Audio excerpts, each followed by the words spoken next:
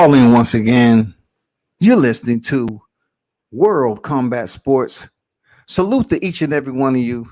Yeah, that was my new intro. Shout out to Mark Nash Breaking Beats. Me and him got together and try to, give you a little bit more flavor and pizzazz to this whole WCS movement. Media, every day, sometimes all day. But man, salute to those who pulled up in the live chat. Like, share, subscribe, sub to the channel, whether you like it or hate it. You know what I'm saying? Show your support. I appreciate it, one way or the other. And if you choose to donate, the Cash App is here, flashing across the screen whenever I feel like putting it out there. Boom, there you go. There it is. The topic at hand, man, you see it once again. I got to go in. I have to then talk about man down. Shout out to the Sean Thompson, man. He said hashtag EJ. Hashtag man down. Hashtag to this date. He also said the truth shall set you free. He must have been talking about Errol Spence. Because there's no way someone need to go over there and release Errol Spence from his bondage. Something is going on with this cat. He's not focused anymore. He's busy up here being Twitter unified. Errol Spence is the new Twitter unified. He is more focused on Bob Arum than he is Terrence Crawford, the actual fighter. Last time I checked, shout out to Nip. Last time I checked, Terrence Crawford was your pending opposition at the welterweight division, was it not? So therefore, why is Terrence Crawford placing so much freaking time and effort? You know what I'm saying? Why? Somebody please allow me to understand why Terrence Crawford is putting out Lien Bob strikes again. And he actually said Lien. I had to come in and basically provide a moment of instructions. What you was trying to say is you're speaking about nouns versus intransient verbs. The lying as in Lying and no such thing as Lieng. All right. I'm not going to take too much time, but damn, use spell check. Use spell check sometime because it's that simple. You can talk about lie as in a flat position or from the speaker or writer telling the untruth. That would be a lie. Okay, that would be a lie. But if you're talking about something that's actual taking place, it would not be Lieng. It would be Lying. So therefore, moving on to man up. I just want to shout out those who are Errol Spence fans and over there in Texas. I just want y'all to gather together, whether it has to be candlelight or, some type of pyrotechnics, cigarette lighters, anything to get his attention. Just gather out his somewhere close where he trains at and just come together and say a prayer for him because he's losing focus. Errol Spence has absolutely lost focus. He has become the Twitter unified regional champion. We thought Errol Spence was more focused on trying to become something great because every time I turn around, I hear that he somehow, some way has made it up into the cave of someone's pound for pound list, drawn on the wall with a small rock, sharpened that is. You know what I'm saying? Inside a dark cave. And someone put the pound for pound list. And somehow in their archaic view, they seen a name on the wall that said Errol Spence Jr. with somewhere like a horse drawn out beside it. And I say, wow, this guy must have been special. And then I did my research. I say, hell no, that's a farce. Who did this? There must have been a culprit somewhere going around clowning, trolling, vandalizing property. There's no way that all those people that's around Errol Spence is not telling him to stop focusing on Bob Arum. Son, focus on Errol Spence versus Terrence Crawford. Once again, focus on Errol Spence versus Terrence Crawford. Right now, Pacquiao is about to fight a lightweight. Yes, I said it. Errol. A guy that you're close to. He's beneath the canopy, right? He's close. He's accessible to you. Why aren't you paying attention to Pacquiao fighting a lightweight? Not just any old lightweight. He's a lightweight that's inexperienced and just got off the canvas. Why isn't your name, who is the unified champion, the one that a lot of people are making a damn declaration in Braille saying that you're the pound for pound champ, but yet you up here chasing a promoter that's damn near 90 years old? Who gives a fuck if he's lying? There's many people that lie in the sport of boxing. But what you're doing is lying to the people as if you actually are trying to unify the welterweight division. What the hell is going on? Why? Can somebody explain to me what is going on with the unified Twitter champion Errol Spence Jr.? I just don't get it. Why all the hate and disdain for Bud Crawford when he wants to fight? But yet you all keep putting out, you have a lot of accomplishments and names that no one will remember. Well, look, the rate that you're going in one division, no one's going to remember what you did either. All this hoopla and all this, mumbo jumbo that's been going on, and people up here saying that Errol Spence is this, that, and the other. He's one of the best, and most of the big names that he's faced wasn't even undefeated when he faced them. So how can you have the audacity to say that no one will remember anything Terrence Crawford has done? That is absolutely selfish of you to believe that. Or is it jealousy there, Spence? Are you jealous that you would never become a 3-division champion, that you never will probably be unified champion? Why isn't your support group getting together and saying, listen, Spence, just focus on the task at hand? All right. You disperse of Danny Garcia. It pretty much played out how we thought it would. He came in second, which in a two-man battle, you know what that is. You lost. Okay. So Danny Garcia, he lost the two-man battle, came in second. No shocker.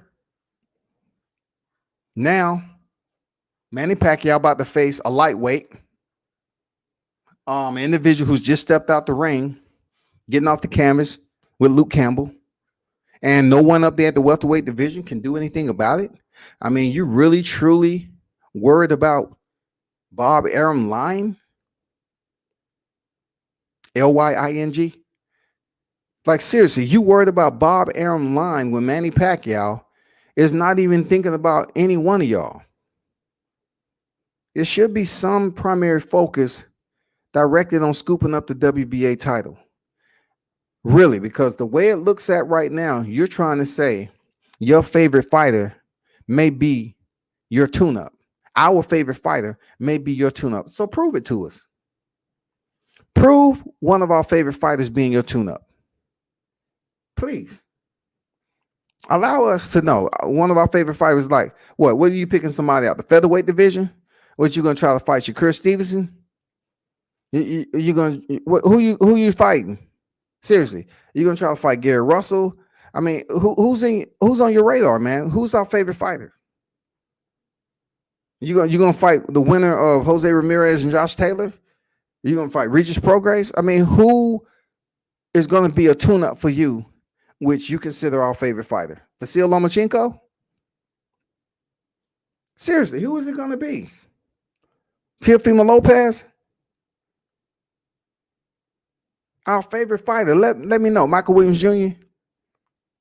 Who is getting the crack at Errol Spence Jr.? Because you just fought Danny Garcia, and we was hopefully in 2021 with a new year, new president, that we would hear something fresh and enlightening from you about becoming closer as a unified champion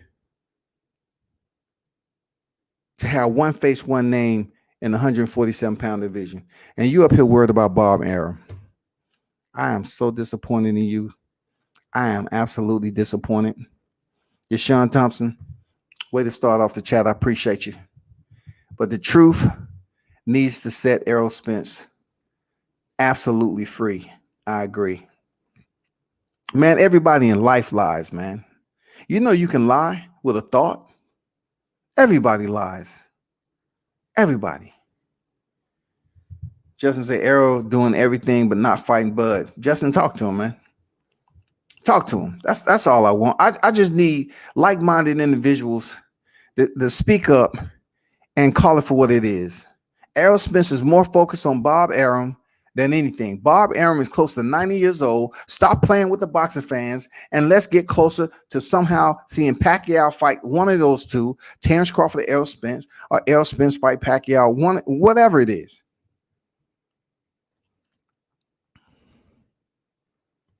How are you going to unify the division when you're sitting up here worrying about Bob Arum? If you're not talking for Al Heyman, you're worrying about Bob Arum Lien.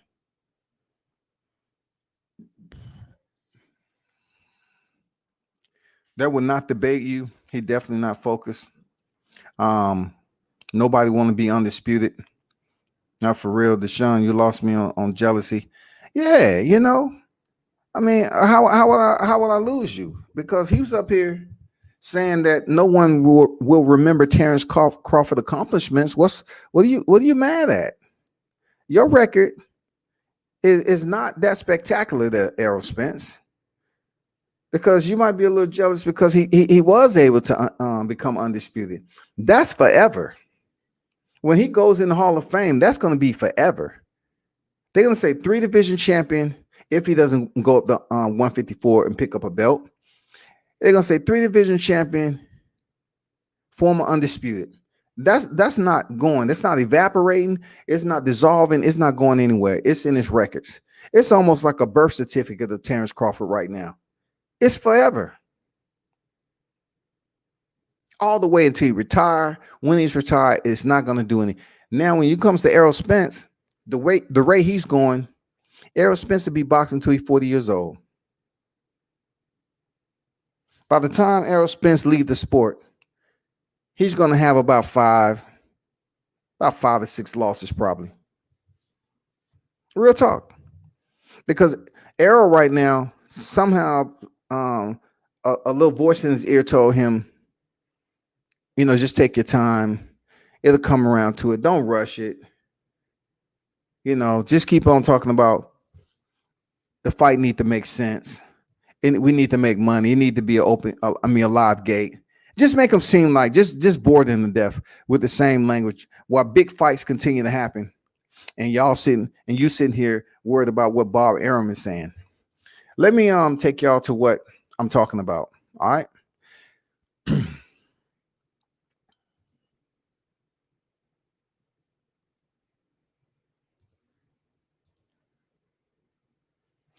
So this is the article, of course, it just came out. And then Spence reacts to Arum and Crawford taking shots at him. All right. Let me take this down. And there you have it.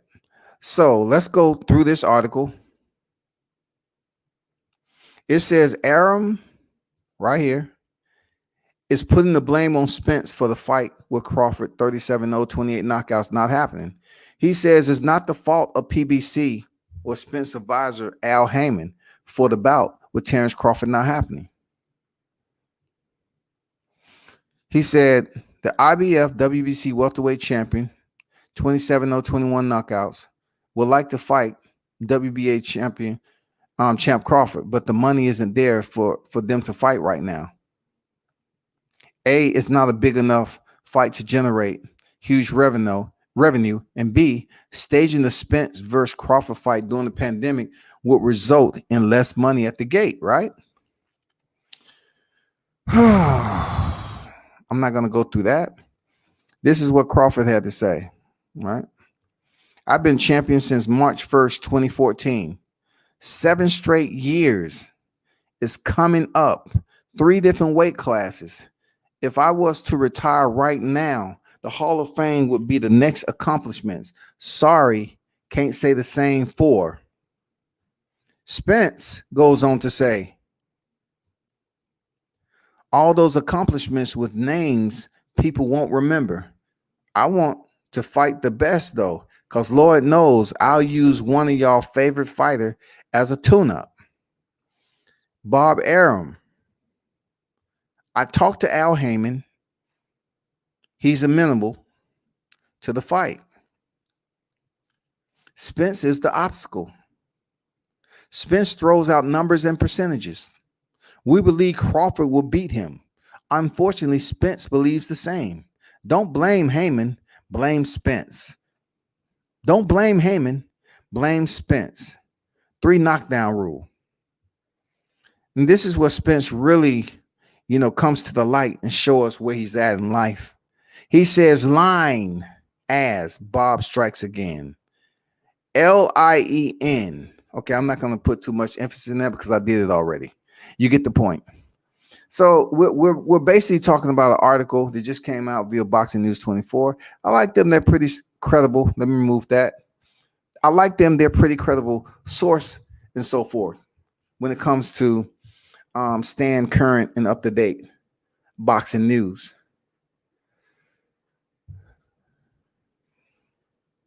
For the welterweight division, it is with a heavy heart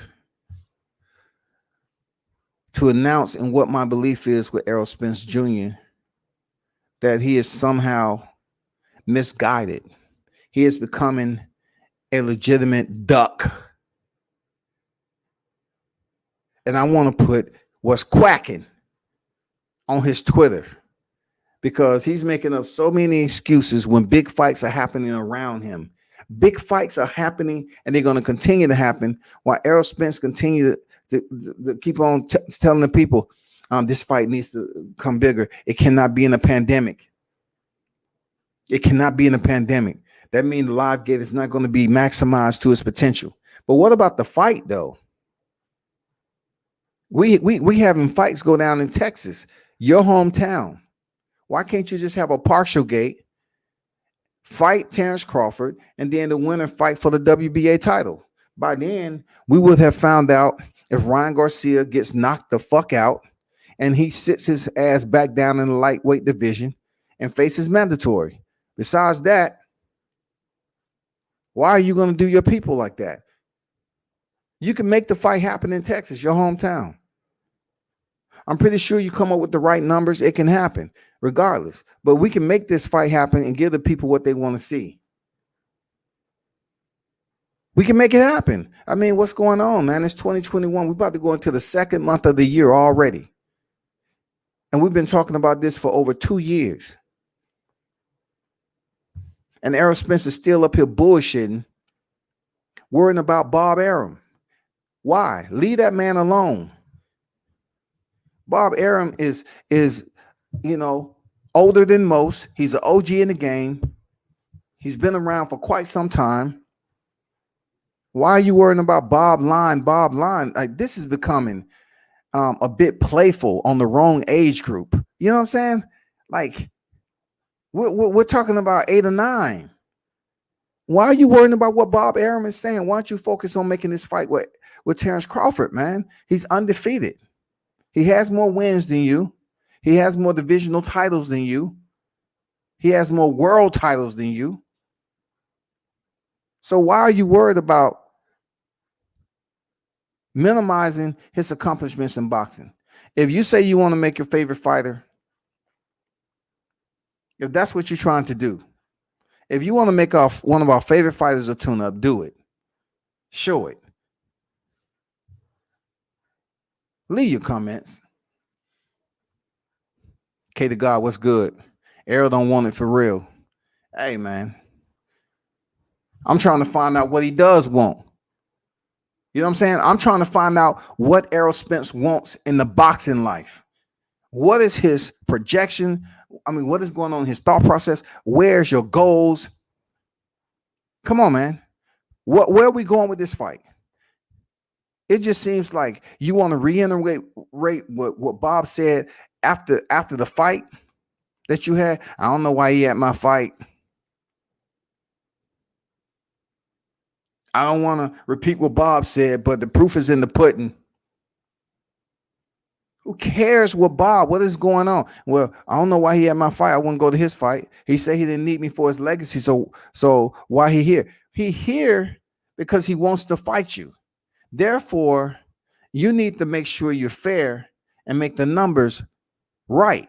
If you make the numbers right, I'm pretty sure we can probably make the fight in your hometown, like all the other fights are going down in Texas. We can make the shit pop off that way. But all this Twitter unification that you have going on, it's just unfortunate, man. All right, you pushing it now. 5 losses. I don't know about all that. Yeah, for sure. You know, it's a possibility. Because the way Spence is going right now, he seems like he's going to stall people out. It seems like Spence is going to wait around, ride his horses. You know what I'm saying? Purchase a couple of Shetland ponies. Go to some horse auctions. And he's going to try to damn stall Terrence Crawford out, the lead of the division. Because he's procrastinating severely. Like, there have to be a medication for procrastination. There has to be, y'all. Just talk to me. Let me know. Maybe Deshaun can let me know. Is there a medication for procrastination? Is there a medication for procrastination? Because he might end up, look, he's not young. He's not that young. Errol Spence might be around boxing until he's 40 years old. And at that point in time, before he get up out of here, he might be sitting on a nickel when it comes to his losses. And still be saying, well, your favorite fighter, when I was saying that back in 2021, the apple fell from the tree and hit my horse in the head, and that gave me an idea. They said, hey, if a horse can survive an apple, then I can stay in boxing till I'm 45 years old. So I'm going to stay in boxing. But Errol, you way past your prime. Leave the sport. It's time for you to go. No, but the apple hit my horse in the head while he was in full stride. He survived. So therefore, I have some more in me because of my horse. Errol be up here saying some crazy shit like that. Errol Spence might indeed leave the sport with a nickel, 5 losses to his resume, way past his prime, all because he's trying to prove a point. He may want to be the cash cow, but he's trying to find out how he can do it, how he can convince the people that man down means something, how he can really convince the people that he's top pound for pound. He may need to wait till Terrence Crawford retire. You know what I'm saying? In order for him to be top pound for pound. He may need to wait till Canelo Alvarez retire. And right now, the 2 other people that's in front of you is Alexander Usyk. He's easy. He lose another fight. He's coming off, and Errol Spence can goddamn clap it up a little bit because he's going to move up a slot. Okay, if Terrence Crawford is still on the top pound for pound Ring Magazine and Alexander Usyk lose, then Terrence Crawford is going to move up next behind. Errol Spence is going to move up next to Terrence Crawford. So you can have Canelo, Naoya Inoue, and then you're going to have Terrence Crawford and then Errol Spence.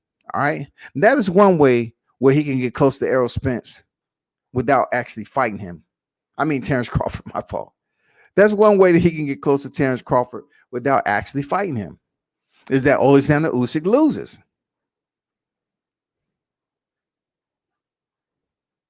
Because I'm getting Sick and tired of hearing this same shit all the time when other fighters who are top names are contending.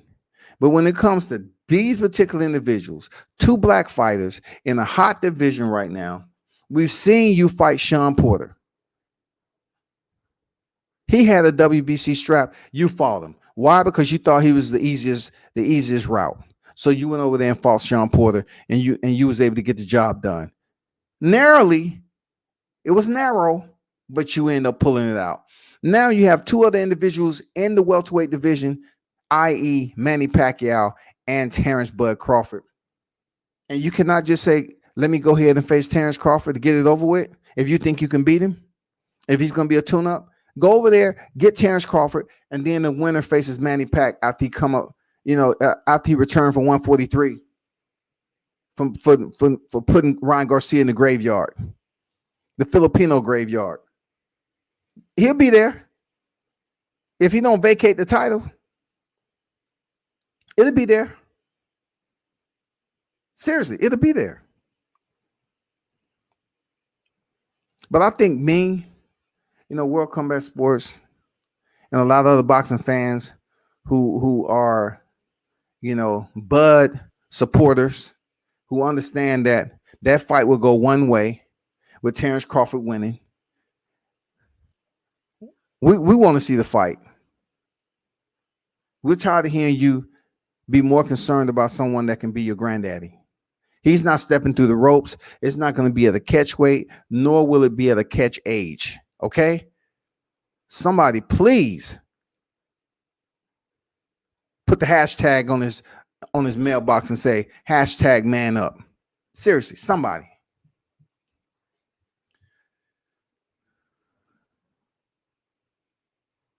King Mitch in the building. Salute to you. Neither fighter wants to fight until the pay is right. Man, I am not trying to hear none of that right now because we have big fights going on at higher divisions, above them, below them, above them, below them, above them, below them. We have big name fights popping off. Why can't we just get these individuals, two prominent names in the sport right now, that's both on the top pound for pound list? Please, stop wandering around, squandering the interests of the boxing fans who have better things to do in their life. We have jobs to go to, families to take care of. Our interest to support a fighter is an option. So therefore, I'm calling on the Texas boxing fans just to gather around, like I said, gather around, page back to Lil Kim video, put your lighters up, grab your lighters, turn them on, and just have like a visual, close to where Errol Spence is at right now. Just show him that you care. And hopefully come out and you say, hey, we just come here in unity and we want to know from you, will you ever face, that guy that they say is the top pound for pound best in the world, Terrence Bud Crawford? Would you have enough courage just to step up and make the numbers right and stop fooling the people? Us as Texan boxing fans, we just want you to step up and give us what we're looking for. We have faith in you there, Errol, but right now, we're not having faith in your decision-making process. Like you keep on mentioning Al Heyman and Bob Arum. No, mention Errol Spence, Terrence Crawford. Leave the other two alone. Al Heyman on your side, talk to him. Okay, cool. But get these cats together because Bob Arum is saying you are holding up the fight, Errol Spence. You, no one else.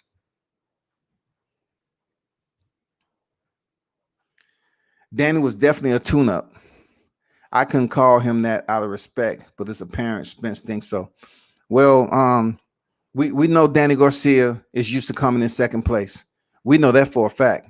Danny Garcia is used to coming in second place. You know what?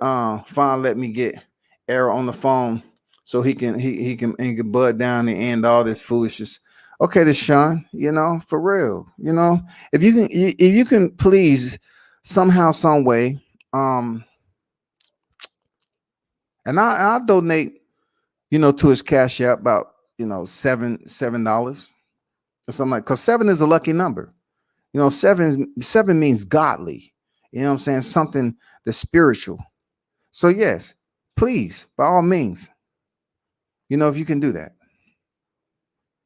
Pac-Man, what's going on? Salute to Tay Jones. What is good? So basically, you blaming Errol for Bob Arum nonsense.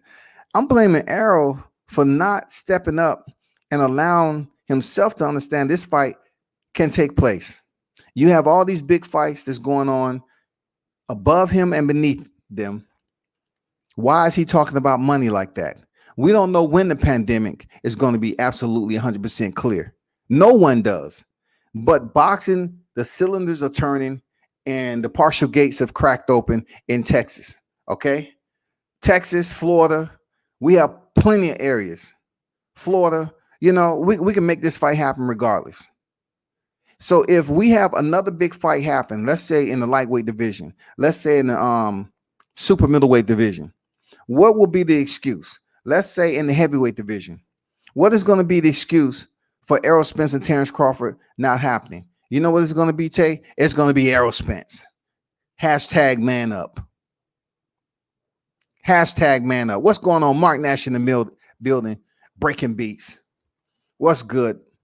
Salute. Be sure you subscribe to the channel. And, I have to do a commercial break so I can, put Mark Nash's work out here right quick, so y'all can see the little short clip intro that we worked on.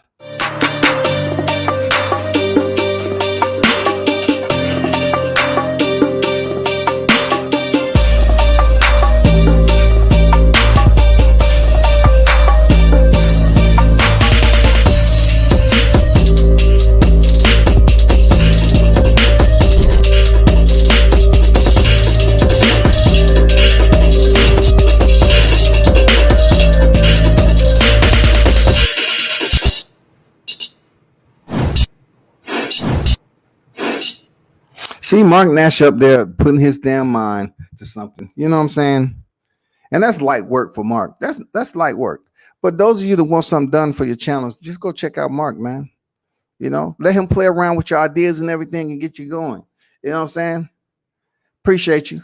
Appreciate you, Mark. Salute to you. Real talk. D-Ray in the building. What's good? Salute WCS in the chat. Fam, no catch age. Yes, we need a catch age, bro. We need a catch age. He more focused. D-Ray, he's more focused on Bob Arum. So we need a catch weight because we know Bob Arum is not at 147, and we need the catch age, goddammit. We need a new type of rule book in place. For real. I'm getting sick and tired. I'm frustrated.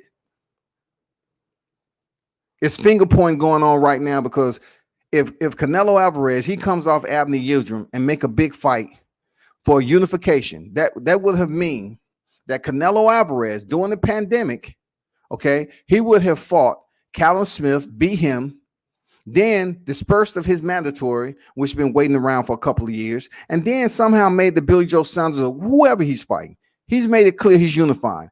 If Canelo Alvarez unified the super middleweight division before Errol Spence and Terrence Crawford fight, it's going to be absolute bullshit. And people are going to understand that the person that was holding up the fight and being Mr. What's Quacking will be Errol Spence Jr. Mark say, Tay, EJ went from 60-40 to 70-30 or whatever we give him. I'd be in the building. Hashtag man down. Deshaun, damn right, cuz we the A side. Well, yeah, you might be the A side in Texas or whatever, but I don't think the A side, B side really matters right now. I think ultimately the fight happening in general is what we're concerned about. The A side, we can clear that up. Is that really a big deal than actually making the fight? Because I'm telling you, I want all of you all to come back over here. All right. Open invitation. If Canelo Alvarez unifies the super middleweight division before Errol Spence and Terrence Crawford fight, it's only one primary individual that's responsible. He should be held accountable and sentenced. You understand? He should be sentenced. He should be ostracized and stripped of his titles. That is Errol Spence Jr. He should be forced to vacate and move to 154 because he has no interest in doing anything except holding up the division, hoping Terrence Crawford leave. If Canelo Alvarez unifies the super middleweight division and we still have the welterweight division with the WBA title just in somebody else's lap, and then you have Terrence Bud Crawford and Errol Spence with the same belts they had,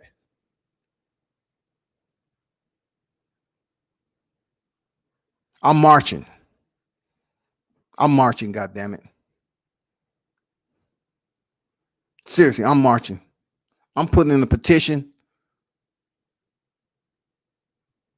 I'm putting in a petition to the WBC and the IBF for release of titles for neglect, dereliction of duty. I'm goddamn petitioning the sanctioning bodies for dereliction of duty and ducking. If Mauricio Suleiman can create a franchise championship, goddammit, I can submit a petition for dereliction of duty and serving the sanctioned bodies accordingly. It doesn't matter if he's facing his mandatory.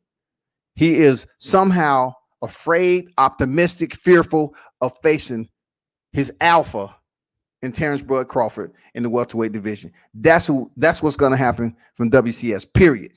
Ain't no play. I'm getting tired of the excuses, man. All those fights, the pay is right. Fury and AJ about to cash out. You know, just imagine this, right, Mitch? Just imagine Fury and AJ. Fury won the title in the U.S., but somehow, some way, they can get a fight over in Saudi. Let's just say the site fee is incredible. They're able to go over to Saudi and make over 70 million, 80 million. They're laughing at us. They're laughing at us over here. They're up here saying Deontay Wilder and Tyson Fury has happened. No Errol Spence and Terrence Crawford. And then they go over there and fight for whatever they're fighting for across the pond or wherever they're going. And they talking about getting paid millions. Teofimo Lopez, what if he has another big fight and get paid? What happened when Canelo Alvarez have another big fight outside Abner Yildirim? He fight Billy Joe Sanders, get paid. Then he fights Caleb Plant for the IBF title. What is going to be the excuse if Terrence Crawford and Errol Spence are still sitting in the same position, not even nowhere close, and we still have Errol Spence up here pointing the finger at Bob Arum? It makes no sense, man. Who promote EJ at Tay Salute? Pac-Man. Ed Martinez just got off the phone with Watson. Sorry, but I can't take the word of Bob Arum. Y'all better respect that, OG. Is Watson coming to Dallas? Hey, is Watson is Sam Watson going to help somehow, some way, under the banner, get this fight closer than what it is right now? Because it still seems like this fight is so far apart. We don't even have we can't even put a TBD on it. What is the TBD? Is it 2022, 2020, 32, 2020, 2040, 40, 42? When are we going to see this? Is it going to be one of those exhibition bouts like Mike Tyson, Roy Jones, when Terrence Crawford and Errol Spence come out of retirement and they fighting on Triller in an 8-rounder, and they're going to say, you know, thanks everybody for tuning in to World Combat Sports. I remember when I was talking to Bob Arum about this fight.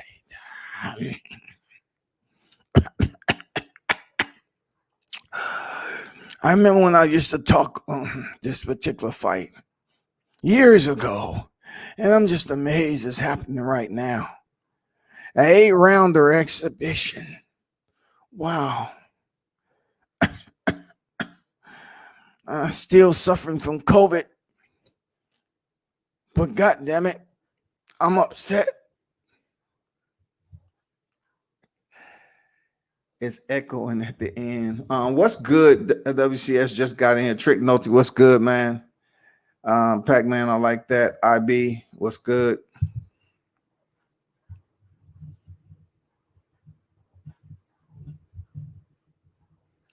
Asian Math in the building. Salute. Deshaun said, cuz I need a backup plan if things don't work out with that. I think your mic was on something at the end. It has an echo. I fixed it now. It was probably, it's just probably like a cleaning process because every time, those duck feathers get in the microphone and start to echo a little bit. So every time, Errol Spence's name come through the mic, it may sound some type of way. It may become distorted because that's as hardcore boxing fans, that's what we got right now. Our mindset is distorted in trying to understand if there's bigger fights in play. Don't put it on PBC. Don't put it on Top Rank. None of that. If we have other organizations that we are saying is not bigger or more notable than Showtime and Top Rank, why can't we make this big fight happen? If we see another huge fight in a lighter weight class and another one happen, let's say at 140, and then those fight 168 or heavyweight, I mean, what is there to say? What excuse are we going to use for this? It's no excuse, man.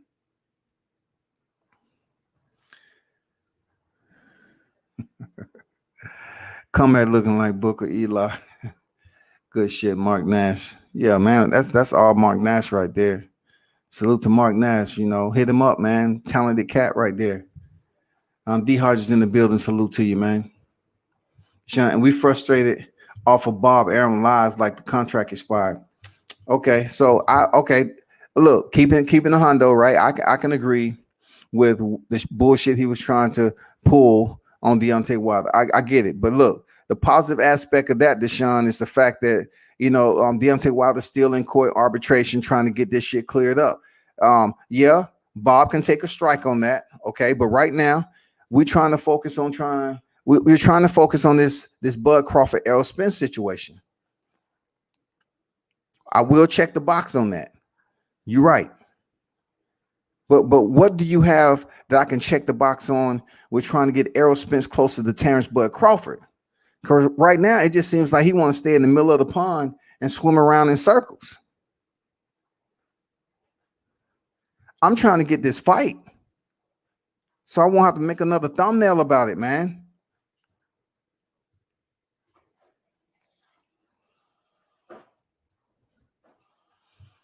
Just bet Errol will remember like a duck, just like Khan Duck Brook. Well, they trying to fight one another, Khan and Brook. I think Khan trying to act like he ready, but that's not. I'm not gonna get too far off that. But Errol Spence, all these fans he got, man. I want to see somebody put their lighters up and go over there and start singing and say, "Hey, let's motivate Errol Spence the start stepping up to the plate when we have other quality fights that's taking place in this boxing game. We have other quality fights taking place around them, and they still in the welterweight division, dancing, ducking, dodging, and just talking." Guido in the building. Salute to you, man. Major Keep Boxing in the building. Salute.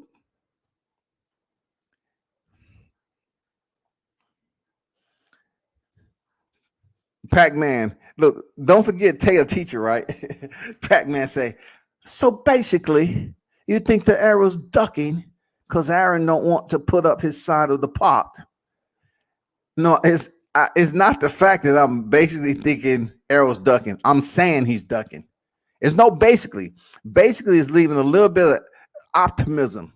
I'm pretty content on staying strong on what Errol Spence isn't doing. Errol Spence isn't doing enough to make this fight with Terrence Crawford. That's my OP. He's not doing enough. The real boxing fans understand it. He's not doing enough.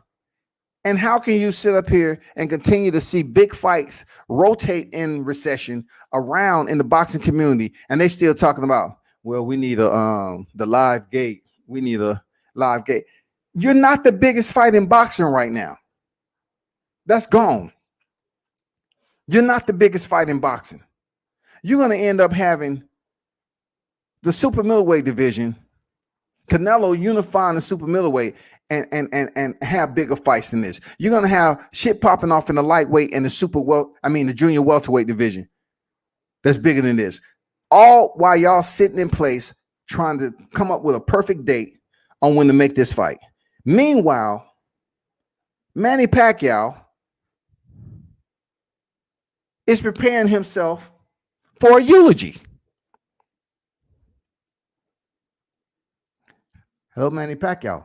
We have a fight for you. Exhibition. Yes. At 143. Who is it? That guy that just got off the canvas, Lien Garcia. Sure. Sign me up. Where's the contract? Sure. Is the coroner on deck? Do we have the casket picked out? That's great. Who's gonna basically conduct the wake? All right, cool. Make sure you get that band on deck so we can, give him a warm send off. Manny Pacquiao's about to face a lightweight that just was dropped by Luke Campbell, but yet he receives the opportunity to deceive the fan. Somebody told him the green light to go up here and act like he was fighting Gervonta Davis. That wasn't happening. He knew it wasn't happening. So then we turn around and he's potentially fighting Manny Pacquiao in April. Manny Pacquiao in April. July will be a year he haven't defended his title. A year. So let's do the math. May, June, July. You actually believe that Manny is going to get in fight camp for Ryan Garcia, jump back out and face somebody in July? So he won't be stripped his WBA title? That's the last time he fought. Let's give a take August. Let's give a little bit of take August. But I'm just saying, you think he's going to jump back in fight camp and have a hard fight? I don't think so, man. Deshaun, you have to be a team player, for God's sake. I don't know where all the animus is coming from. You know what I'm saying? You have to sign the petition and be a team player, for God's sake. We're in 2021. We have a new president, and that's what it's about. Change. And I'm telling you, we all have to stick together in this one. We have to get that petition signed and make sure we hold Errol Spence accountable. Big fights are rotating around the sport of boxing, and we have Mr. Quack himself going around making excuses on Bob Arum. Who gives a fuck if Bob is lying or not? Plenty of people lie. Canelo moves how he wants, so he might unify the super middleweight before Spence and Crawford fight.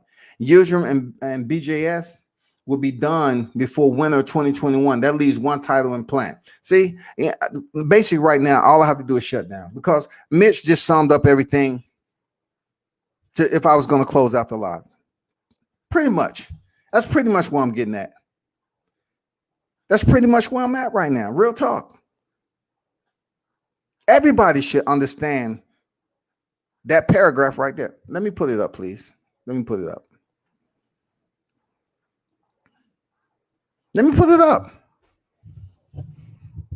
I don't want to hear shit about who's pound for pound this, who's pound for pound that. When the pound for pound is going around and making shit happen. You can't say who's pound for pound when they're making fucking excuses and they don't have multiple divisions. And they're delusional right now. They won't even fight. They won't even fight the best fighter that's in the welterweight division right now. So Canelo, like I said, go around and unify the super middleweight division. Then what next, people? You're not going to be jumping on here saying that Errol Spence is just waiting till the fight is right. We have big fights going on, and it's making the welterweight division look absolutely stupid. And look, Manny Pacquiao defeated Keith Thurman, and now he's about to get paid again during the pandemic.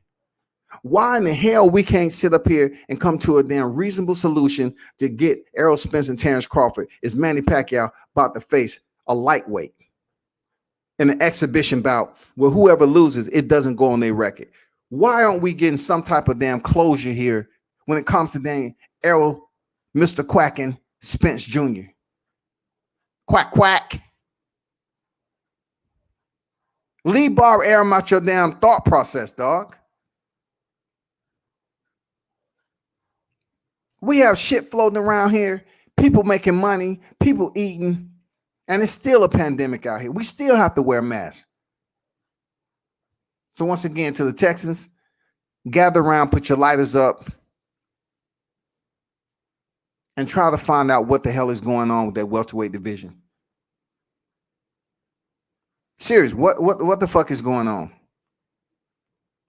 It's becoming the last laughing stock. People are not even showing this fight any more focus. You know, we got Ryan Garcia out here lying to the people like he's about to step in there with Gervonta Davis, like he's going to take his mandatory, and now he's about to get paid the most he ever got paid in his career. Who's being smart and who's acting dumb? You tell me. Asian Mass Truth Speaks, undefeated unified champion. We didn't see any 60-40 when Dubois and Joe Joyce fights. I'm sick of the 60-40. We didn't see that. And you know what? We're about to have some bigger fights take place too. You know what I'm saying? What if some bigger fights take place?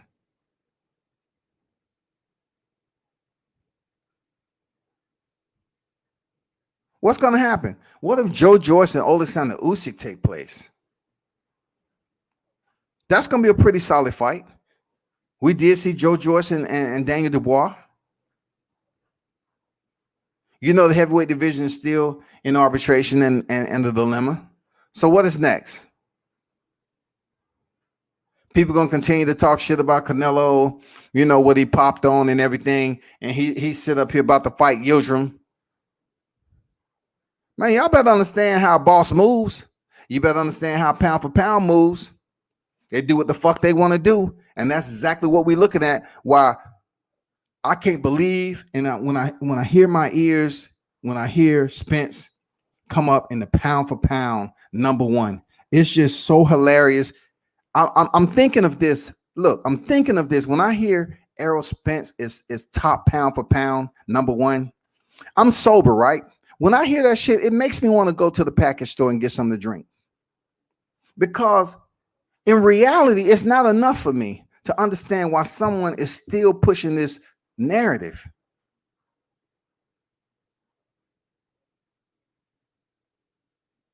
Are you doing this unconsciously? Believing that Errol Spence, who has defeated Kell Brook, who was pummeled by Gennady Golovkin, defeated Sean Porter, who fought for the vacant to become a two-time, but also this same Sean Porter has lost the big names. And then you come off a car accident and you fight Danny Garcia, who lost to Sean Porter. Come on, man. You know what? For those of you that's in the chat, this is what I'm going to do. I'm going to get with the administrative logistic department, and I'm going to see can I basically hand out a stimulus to those of you in the live chat, enough money so we can go over here and pay to have these channels taken down. Just put the stimulus money together, the pay a team, a search and rescue to go up here and silence and censor and ban these channels from up here saying that Errol Spence is pound for pound #1. It is absolutely absurd for somebody like Errol Spence, who refused to fight Terrence Bud Crawford, to be considered top pound for pound in front of Canelo. It is absolutely preposterous that no one is correcting them. SB90 in the building. What's going on?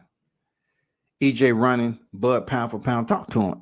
Talk to him. Blueprint in the building. What's good? What up, WCS? Saw they want front the dollars for Bud only if fights in Raya. I'm not sure what that means. Splits and purses are part of the game. Just as strong punches are It's the business of the boxing. Hey, that metaphor and everything sound all nice and smooth, that Mitch, but God damn it, splits and purses aren't like throwing punches. I guarantee you, I can throw a punch quicker than I can goddamn come up with a purse. Real talk. That's why they have purse bids. Doing purse bids, you know how many punches you can throw, Mitch? A lot. You know how long negotiations are? A long time. So in that time, I could be shadowboxing my ass off and dropping weight, getting ready for summertime before splits and purses come to an agreement. It's not a part of the game like that, man.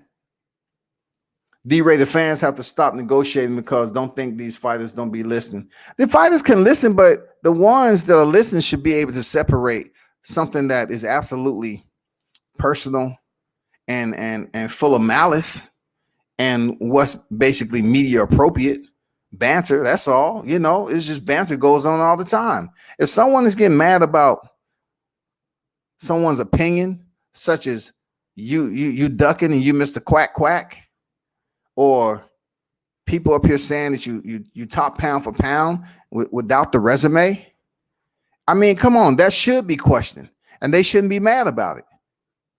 They should be happy someone's damn mentioning their flaws. You're not pound for pound, man. Why? Why continue to push this narrative? Who has Errol Spence beat, and what right does he have to say Terrence Crawford has fought nobody? Even though Terrence Crawford came up to the welterweight division and he hasn't lost yet. He's defended his title. He hasn't lost yet. He fought a champion his first time up, and he was successful. Don't matter if it was Jeff Horn. He got the shit done. Seemed like yesterday when Bob and I was sitting on the porch laughing together, whole strangling squirrels. Listen, I never asked anybody to do what I was doing. I never asked. That's just when you go over these foreign countries and you just wander off into the crevice and the alleyways to learn shit. You better make sure you declaw that sucker. Because once that choke is locked in, that shit will goddamn take the skin off your motherfucking hand if it's not declawed. So you better make sure it's right. A lot of you think that shit is funny, but you never goddamn choked out an animal and watch it squirm. Hey, you don't know what it's like to be ruthless, man. Gamboa rock bud. So let me get this right. Deshaun is bringing up a division for which people really don't remember. They attach Gamboa names to Terrence Crawford, but you mentioned Gamboa Rockbud. Man, that's such antiquated news, man. Let's just stick to something fresh, man. For real. Let's just stick to something fresh, man. We ain't talking about Gamboa that's been stopped by Gervonta Davis recently last year in 2019, and then in 2020. November he's defeated, by Haney. I mean, come on, we can't bring Gamboa into the mix, man. We can't. Michael Johnson Boxing Talking More. What's good? Salute to you, bro. King say, sick of all these biased Bud and Spence fans choose what info they want to acknowledge. Shit's funny. Damn. Well, I don't think you was talking about me, because you said you was sick of all the biased Bud and Spence fans. I'm not being biased. I'm just telling you what I think. I'm not being biased. I'm just saying I think Spence is not, being totally honest with his fans. I think he's very much procrastinating. And big fights are going around, in a carousel in this boxing game, and he can jump on that motherfucker and get a fight done too. I mean, Manny Pacquiao's a WBA champion about to have a big fight and get paid millions outside of the welterweight division. How is it biased? How is it biased, man?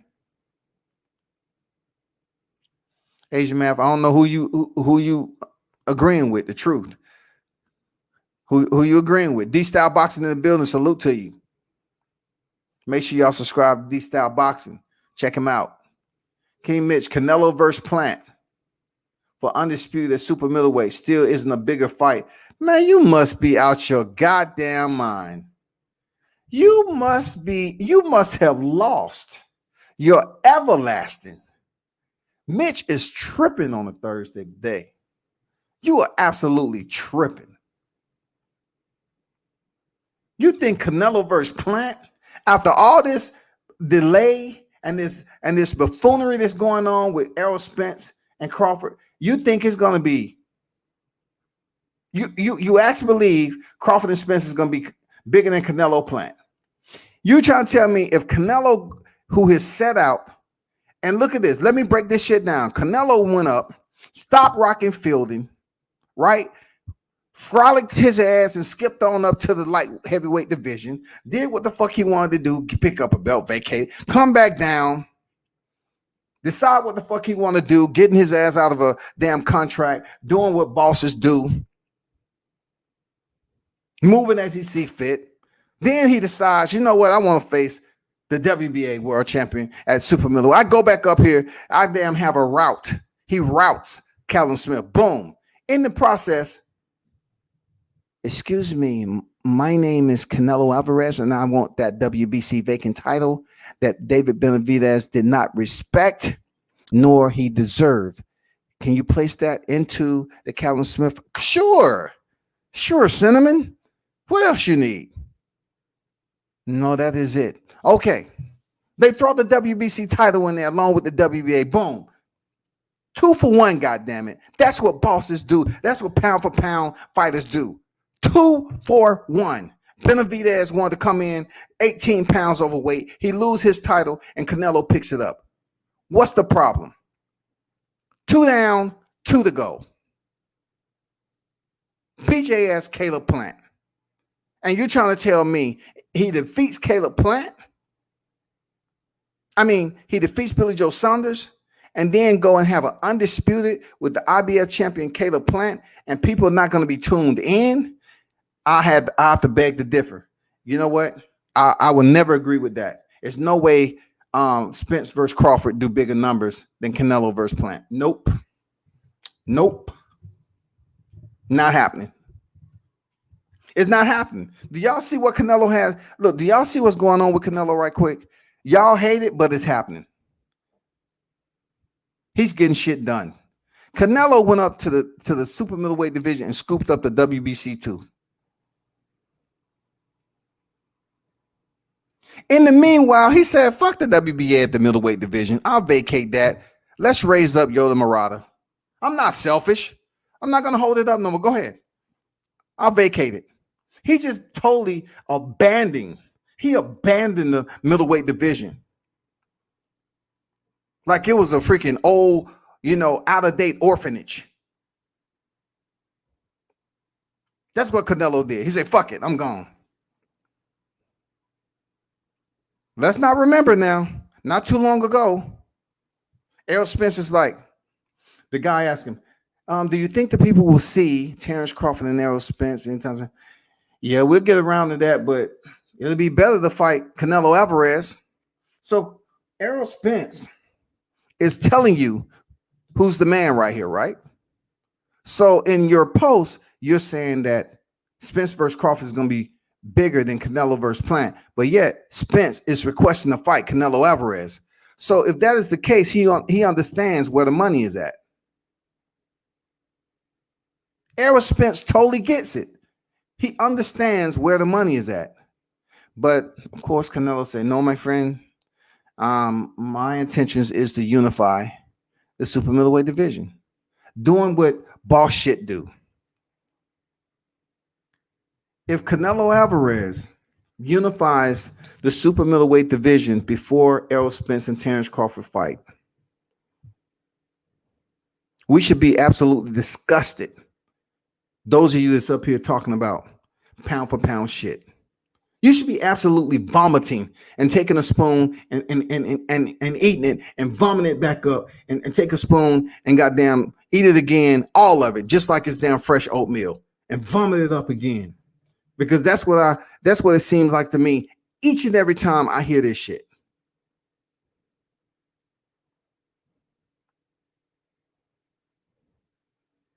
How can you be pound for pound and you ain't making pound for pound moves? Come on, people. We're not that delusional. It was a point in time on the list that most of the individuals that was top 5 was multi-divisions until Alexander Usyk moved up from cruiserweight. Most other people were multi-divisions. Okay? If they won multi-divisions, they had more titles. And you saying to yourself, well, Spence don't have multiple. It was a point in time Spence wasn't even in the top 5 either. He was sitting at number 6. All right? Real talk.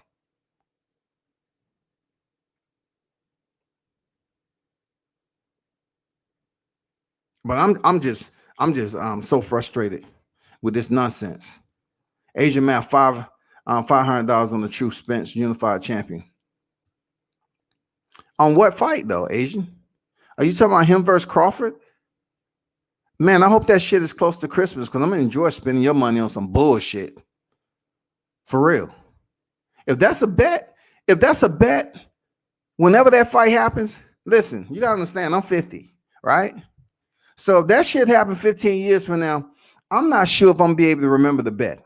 If we make the 500 bet in 2021 today, and that shit don't happen in 15 years, listen, if they come back and fight on Triller for an exhibition bout, I'm gonna have to tell you straight up, the bet is none and void because I'm not gonna remember it. Seriously, I'm not gonna remember it, bro. Whenever that fight comes around, you hold true to that post right there, and you know where to find me at. Don't be throwing zeros around for fun. I still have a whole nother panel of people that I'm waiting to bet on another fight. Whenever that fight happens, that's what I want. Mitch, Major Key, what's up? D-Ray, Nick Nolte, fighters listen to WCS cooking casual temporaries. All I'm trying to do is just simmer them. Just put them in there and let them simmer. Don't cook them too fast. I want them to just sit in there with that hot heat.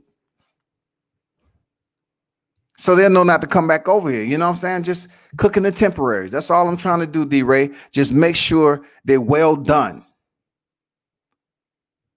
By Ryan Garcia not going like that against a 60-year-old Pacquiao. Listen, it's a lot of people talking about this Ryan Garcia versus Manny Pacquiao being an exhibition bout at 143. It's a lot of shit that's going on that they're going to get paid damn good. This is why I'm so frustrated with other fighters not taking advantage of what they see going on around them. Either one, they don't care. They feel like they have enough money to bullshit around and take another fight. Or 3, they're not willing to take the risk.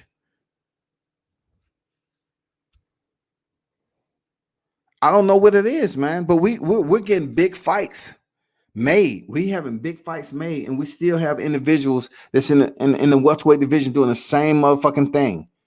It's so disappointing to look at, man. Sir Senior in the building, what's good? Salute that World Combat Sports. Salute to you, man. Where do I sign up? You know, I need to put that petition out there, man, because I'm sick and tired of being sick and tired. Okay, Asia Math, you put that shit in the damn chat one more, and we're gonna lock that shit in. When we get over the Mark Nash channel, we're gonna lock that shit in. No more, don't run, because we ain't done. Don't run. You want to spin zeros around here. Errol Spence is not beating Bud Crawford. You need to pass that word. And we can have a side bet that Errol Spence will not be pound for pound number 1 in the next 2 years, too. We can make that bet, too. Errol Spence, from this day on to the end of December 2022, will not be number 1 pound for pound. How? Especially if Canelo is still boxing. Deshaun, because Bud don't need. And then all these people want to say, well, we can't have him pound for pound because he tested for clenbuterol. So you're going to act like you have a bunch of churchgoers that's competing in boxing. You're gonna have other people say, well, in Mexico, they do have certain type of beef that could be tainted And if they raising their cattle and giving them clenbuterol to grow fast and all that, they could indeed test positive, right? So you take that and get a positive test. He served and he picks up titles after that and do what the fuck you want to do. You're trying to say now all of a sudden someone tests, they're not in pound for pound, but they keep on picking up titles. Man, you need to let that shit go. You need to flush that shit down the toilet with a turd. D-Ray, I'm old school and I'm spoiled when it comes to boxing. Make sure get the 40 then. Deshaun Thompson, I applaud you. You know, you're still trying to rock heavy for Errol Spence, but hopefully after the live is over, Deshaun, that you somehow, some way understand what team you should be on in this particular topic. And that's Team Bud Crawford. Let me know if you're willing to come over. I'll fix you up a care package. You know what I'm saying? Welcome aboard and everything. And even give you a wrench. You know what I'm saying? I have to treat you with dignity and respect that you are now a Terrence Crawford fan. So let me know in the chat when you're willing and able to become a Terrence Crawford fan. You know what I'm saying? And then we'll take it from there. Okay, cool. Mitch, Joyce and Dubois had no skin in the game in negotiation splits. They ain't done shit compared to Spence and Crawford. Totally different league. You're right. You're right. They had a little bit of skin in the game. But the point in that whole fight is that people watched.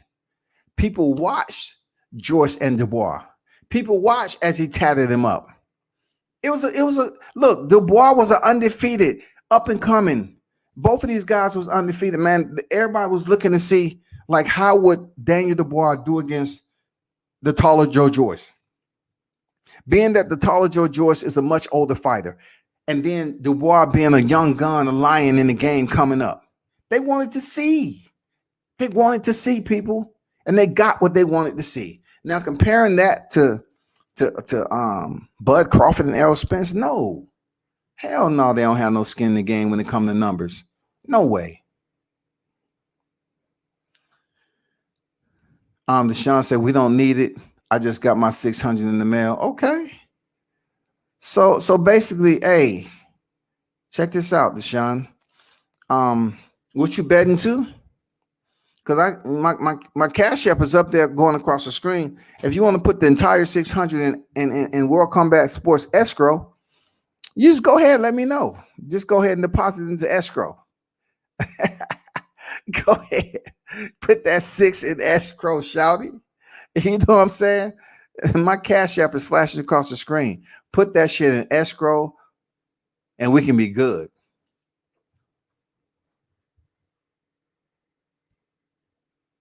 I'm not playing with you. Bud said himself he don't want to fight versus truth. Listen, the only thing I want you to understand, Asian Math, is that when you start coming on here trying to spin zeros in front of people like we're gonna, I'm gonna get delirious or something. No, it's not happening. We all know that if you want to make the bet, we can lock that in. Okay, keep the same amount of zeros. And even if you want to change that first number, you can. It don't make a difference. But make sure that you have that money. Mitch, to be honest, people will still have Canelo over the winner of Spence versus Crawford.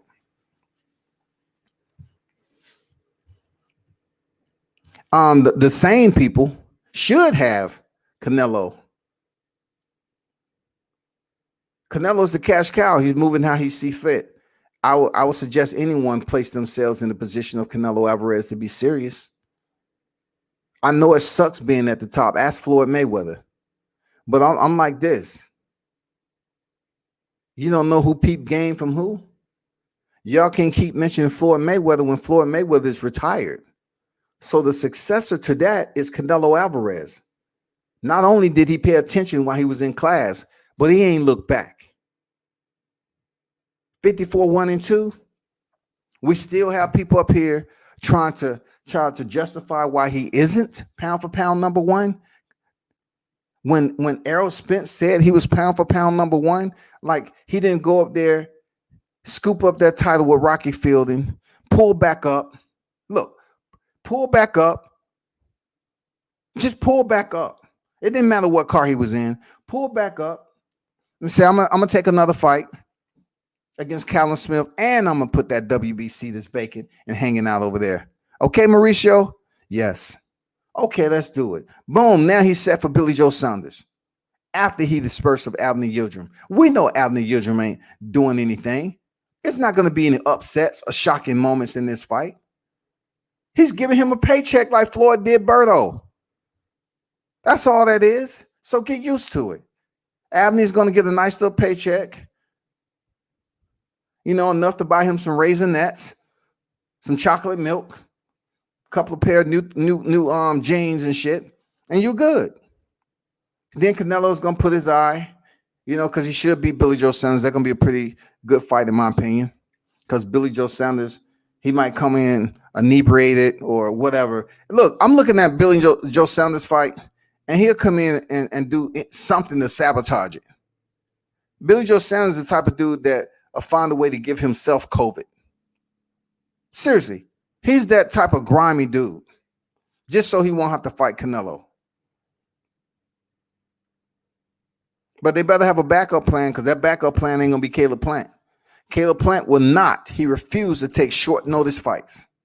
Believe that.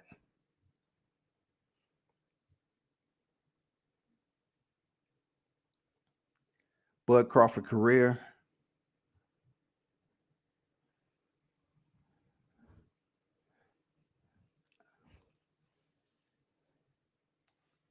Asian Math don't believe that.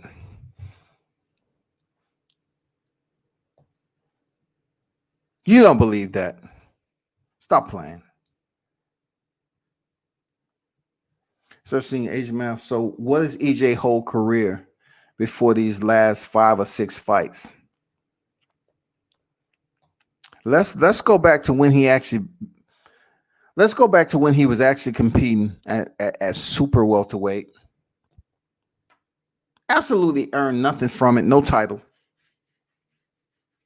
Then he dropped down to welterweight. And he's been there for the longest of time. And now all of a sudden, Terrence Crawford is going and doing what Terrence Crawford is doing, winning championships. And all of a sudden, he comes to a place where he gets Kell Brook fight in the backyard in the UK. He goes over there and get it done. He stops him, eye injury. And people just going around because Errol Spence won a single title that Sean Porter used to have. And now I'm like, okay, Errol Spence, are you going to fight Keith Thurman? No, Keith Thurman don't want to show you no love, this, that, and the other. Well, have you fought Terrence Crawford? No, still trying to get that fight. Have you fought Manny Pacquiao? No, haven't fought Manny Pacquiao.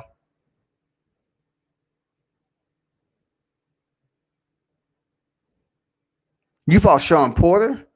And I like Sean Porter, man. Good dude. But you have to be honest with yourself on who he's lost to. Kell Brook, Keith Thurman, knocked down in the 12th by Adrian Broner, defeated Danny Garcia, and lost to Errol Spence Jr. He great? Is Sean Porter great in one single division? What's going on with y'all brothers? Y'all brothers just want to hang out at 147. What's going on with y'all? Y'all don't see the bigger picture?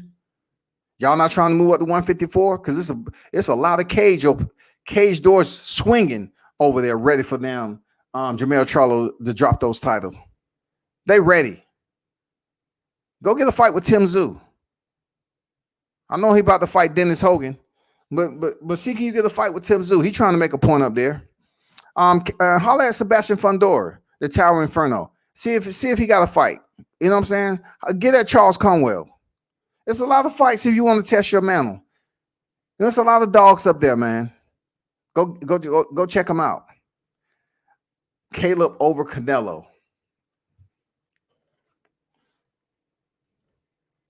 Deshaun, next time that you put a post up there and you're not sure, just put a question mark at the end. That's what you should have did with that. Caleb over Canelo question mark. You're not sure of that. Come on, stop it.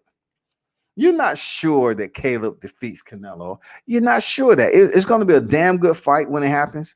But put a question mark behind that just to be respectful to the chat. You know what I'm saying? Don't do that. And I can't wait to see Sweet Hands on Saturday. Yeah, of course. Of course. You know somebody already done fought Caleb Truax and stopped him in the round 1, right?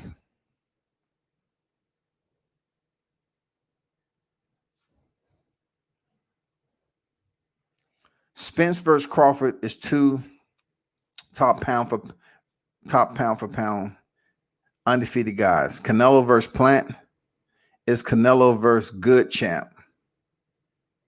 No disrespect to Plant.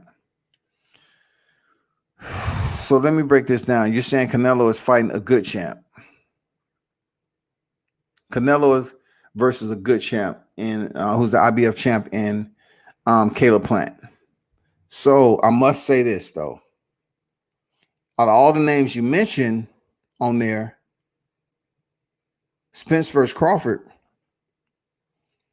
really the only one should be on the pound for pound list between Spence and Crawford is Crawford. Spence haven't earned another division title. He hasn't earned another division title. How can Spence be the IBF champion and be on the top pound for pound list? Bullshit. When did the IBF title become so precious? When did it come so precious?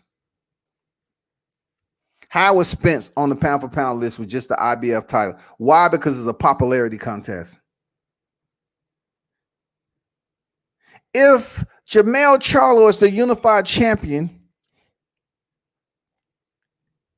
as super welterweight, why isn't Charlo, who has the unified titles, not on the pound for pound list? Because the people who he defeated was not on the pound for pound list. Watch how I break this shit down for you, right? Was not on the pound for pound list, right? I'm just saying that's probably why we don't see Jermell Charlo on the pound for pound list, because who he beat wasn't on the pound for pound list. Do you end this? Okay, so moving on. Let's go to good old Errol Spence. Who has Errol Spence defeated that was on the pound for pound list? Was it Sean Porter? Was it Danny Garcia? Was it Kell Brook? Was any one of those guys on the pound for pound list for Errol Spence to be there? To be there. I mean, to beat somebody, to take the place of somebody. Is it? Now, Teofimo Lopez, for instance, did he defeat somebody that was on the pound for pound list? Yes, he did. Is he on the pound for pound list right now? Yes, he is.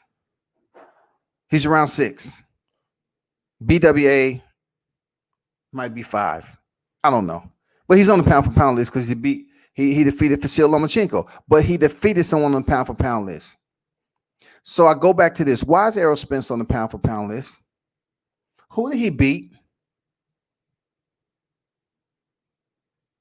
I can ask the same thing for a lot of casters on the other sides, but Errol Spence is the topic of discussion right now.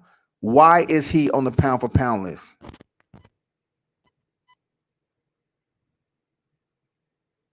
Inouye, multi-time champion, currently unified champion.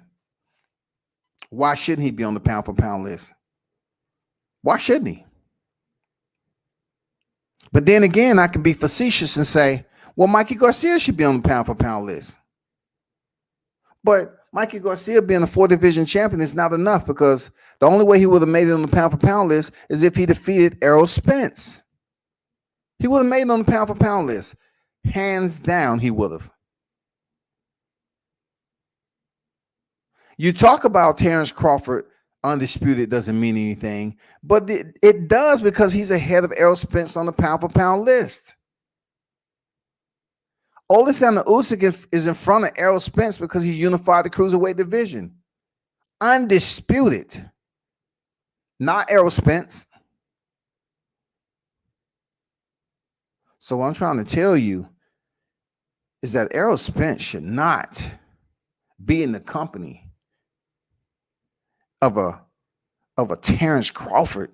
He should not be in the company of Oleksandr Usyk, who unified the entire division. He shouldn't be in the company of them guys. He shouldn't be in the company of a Teofimo Lopez. He hasn't accomplished what Teofimo Lopez has. He doesn't have the lineal title. He did not defeat the top pound for pound. Teofimo Lopez should be in front of Teofimo Lopez off resume and credentials alone. You know why he's not? Because he fought at a lighter weight class, which is bullshit. If Naoya Inoue, there's a 3-division champion and unified at bantamweight right now, if he's top 2, I'm telling you Teofimo Lopez should be above Errol Spence. Can't be in front of Terrence Crawford. Terrence Crawford is a 3-division unified. That is a fact. But when it comes to Teofimo Lopez, he should be in front of Errol Spence. Hands down, point blank, period. And if you want to come over here and debate that shit and bring up Box Rick, you can. You want to come in here with some bullshit? Let's go. Tell me, who has he fought? I'm going to bring up one name. One name, Vasil Lomachenko. Who on Errol Spence's resume equal up to what a pound for pound fighter was at this point? That's on Errol Spence's record. And then we'll move on from that. One name. A lot of people have lost interest in EJ versus Bud, but it was the other side of the street. Blueprint, stop it. The other side of the street, that's been debunked. That was just something they just brought up while they was eating popcorn when the movie theaters, kicked back up from the pandemic. It wasn't no other side of the street, man. It wasn't. It's just Errol Spence. They seen him out there walking in the street. He looked confused in days. And he kept on saying 80-20, 90-10, whatever we give him. No. Mitch said, I'm never eating oatmeal again. Why, man? You can eat oatmeal. They made oatmeal to look like vomit to begin with.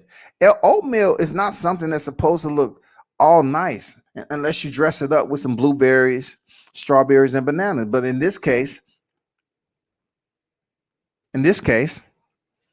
for those people that continuously say that Errol Spence's pound for pound, it's unfucking believable. It's no justification that you can tell me any which shape or form by his boxing career that he's pound for pound. How would you even think about putting him from Canelo? It's just senseless to think that grown adults would be so biased, but it is. Asia, say make the bet. Look, I told you already, we locked in, bro.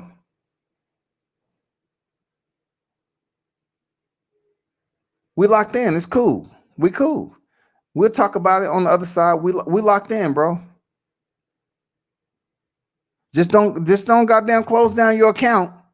Don't sit up here and tell Mark Nash, tell my, hey man, I'm going on vacation right now, man. My stomach hurt. I gotta get checked. I think that's COVID. And Errol Spence lost that fight, so I'm gonna go get checked out. Whatever, man. I got a migraine. I know you're gonna have a migraine. Them pockets gonna have a headache too. Who the hell is EJ gonna cherry pick if Pac fighting Lien Ryan? What? Hey, that's what they should have figured out already when they're going back and forth with this stupidity. They should have been figuring out the prize. The prize right now is Manny Pacquiao. They're trying to say Manny Pacquiao saw Errol Spence fight Danny Garcia and changed his mind. I don't give a fuck what Manny's changing. Somehow, someone should have took Errol or Terrence should have took a little the less money from Pac, obviously. Okay, they're gonna take less money just to get the belt. That would have been a big fight.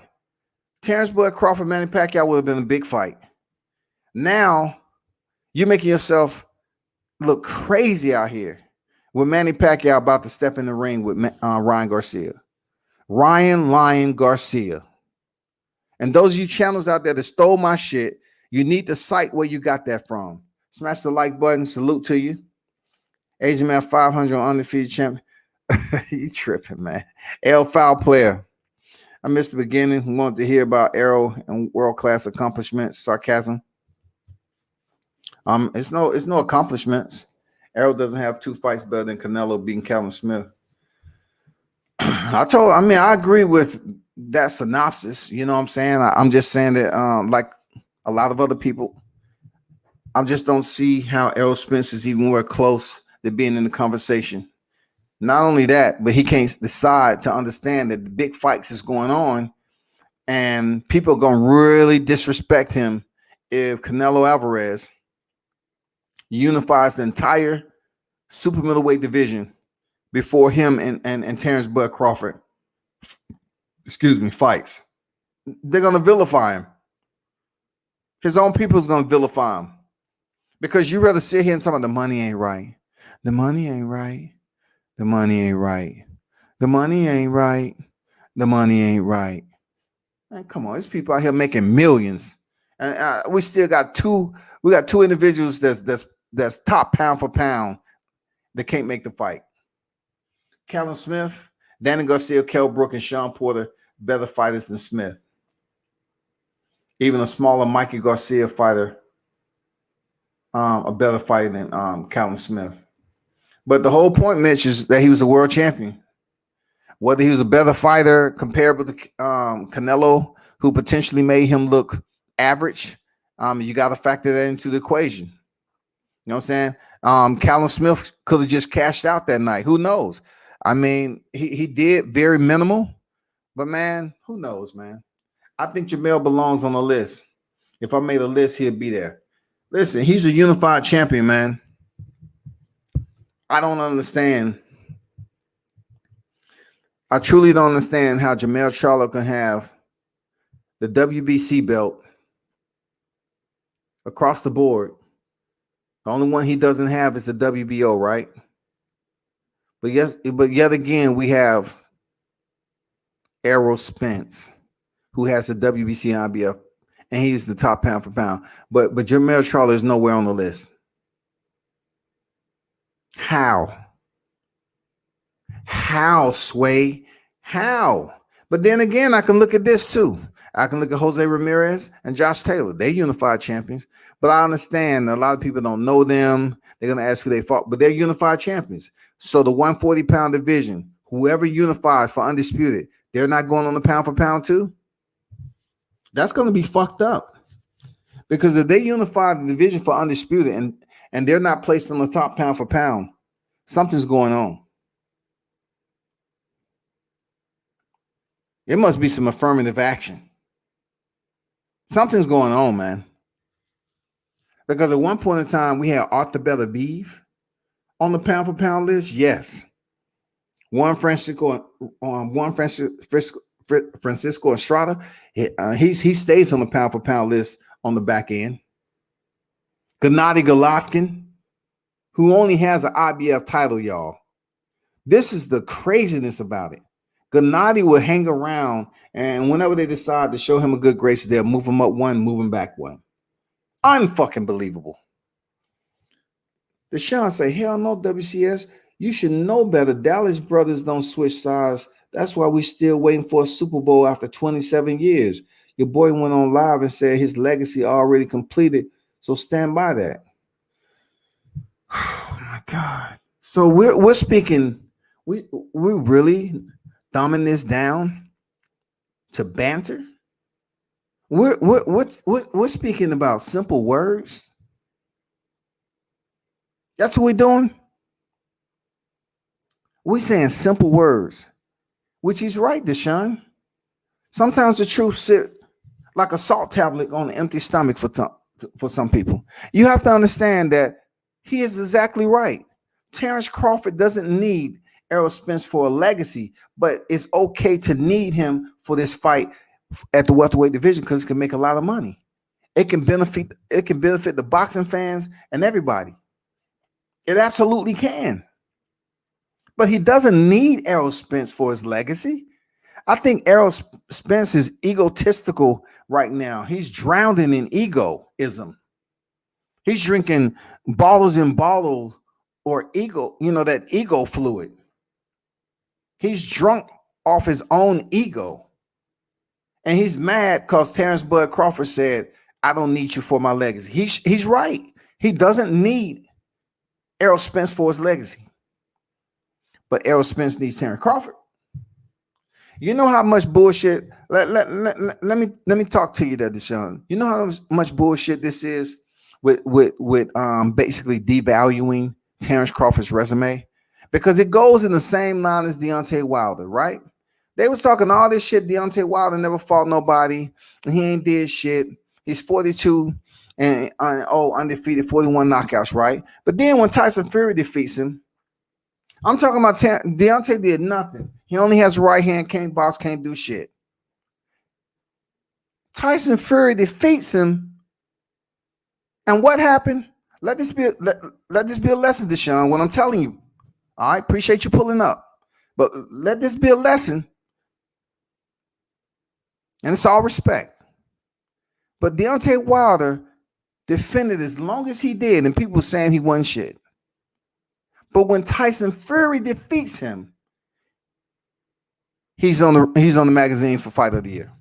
Somebody explain that shit to me. That's the same thing that's going on with Bud. Bud don't need Errol Spence. They're not going to put Bud on the damn magazine the Fight of the Year if he beats Errol Spence. And I doubt they're going to put Errol Spence on the magazine if he defeats Terrence Crawford. But they put Tyson Fury on the magazine after he defeated Deontay Wilder, when they didn't even think Deontay Wilder was doing anything special. Now tell them the bullshit in that. Corn, everything. That is absolutely total bullshit right there. To be honest, T.O. should have been on the magazine by his motherfucking self. The reason why Tyson Fury is on that magazine is Fight of the Year, because they're trying to build up this Tyson Fury fight. That's all that is. They're trying to make it big, and they're trying to goddamn give a little bit more promo to him being special. That's all. Good shit, though, Deshaun. Michael was pound for pound before Spence beat him. We all know he was smaller, but he was on the list. Oh, my God. Various pound for pound lists are subjective. Yeah, they are. Various pound for pound lists are subjective. You're right. Spence on the list because most people think he's one of the best fighters in the world. Now, King Mitch, I'm glad you brought this up. So when you say most people, are we talking about most people in a small town of 300 that has like 3 or 4 bars? Are we talking about those type of people? Most people? A small bar town in Texas where you put on your goddamn 10-gallon goddamn cap and go in there and have me something to drink, get me some whiskey and some goddamn hot wings, and we're going to get toe up tonight. Now, who is that goddamn pound for pound fighter in Texas? Spence. Goddamn it, I'm fucked up again. Is that the town you're talking about? Are those the most people? When that Spence fella stepping back in there again? Somebody tell me, because I'm about to fall asleep. I'm about to piss on myself too. Where the goddamn bathroom? Where the hell at? Somebody goddamn help me go out there and take a piss. But when that guy Spence fighting again? All right, cool. When is this going to happen with most people? Most people. Where are these most people at?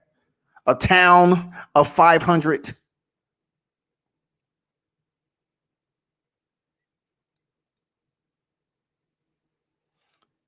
Deshaun is just getting disrespectful right now. Deshaun is absolutely getting totally disrespectful. He said Teofimo is a prospect. You disrespectful. That is one of the most disrespectful comments tonight. Teofimo is rightfully on the pound for pound list. You are hating. That man did what he's supposed to do. He got it done, and he's a lightweight undisputed. Deal with it. You understand me? Deal with the king. A prospect. That prospect is check this out. How How do you think the prospect and his family feel waking up to all those belts just there in the bed and you roll over? Oh shit! What is that? The WBA? Oh shit! Roll over again. Oh man, look at that WBA belt. Man, wow. You roll over again. Oh, the lineal title, so beautiful. Let me bring her closer a little bit. I want her to lay her right on my chest so we can cuddle. And then you walk in the kitchen, you smell breakfast. His mom is cooking another wholesome breakfast. And then you have the trainer of the year over there. The trainer of the year in the same home. How dare you say prospect? You have the undisputed lightweight king and his father over there, the trainer of the year. Come on now. Be better, Deshaun. Be better. Pound for pound lists are subjective, but Spence is on every list I've seen. Shit, I didn't put him there. T.O. Isn't a multi-division champion either. He isn't a multi-division champion, but he did break some records. He did be the top pound for pound. And check this out, Mitch. He completed something that the top pound for pound guy wasn't able to do himself. And see, when you're greedy, sometimes you get what you're asking for. All you had to do is defeat Teofimo Lopez for the IBF championship. That's all he had to do. And God damn it, Lomachenko would have damn near been in the same position as Canelo Alvarez. I'm talking about with notoriety, all that. I'm telling you. I mean, people would have just adored Vasil Lomachenko. He would have been on every freaking mainstream media, all that. Newsflash, that won't happen because Teofimo Lopez's dad said that he was going to be a world champion by 15, and he was in 15 professional fights. All right. I mean, I know it. I know it's quite difficult for a lot of you to understand, but that's fact.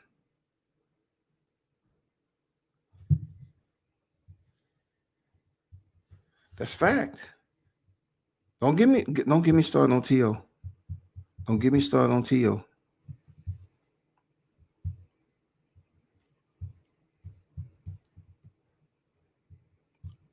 Hold up, I gotta drink me some water.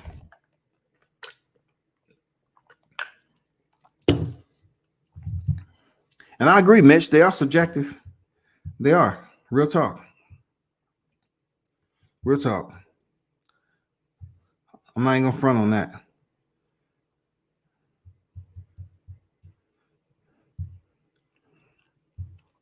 But Deshaun, how dare you call Teofimo Lopez a prospect? That is so disrespectful. That is so disrespectful.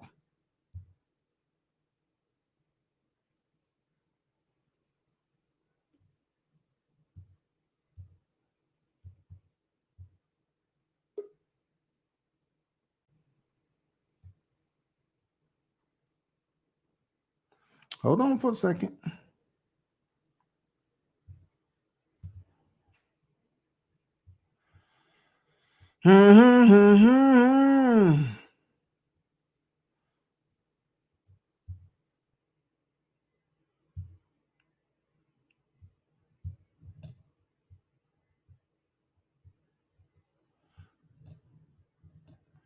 Y'all be patient. Hold on for a second.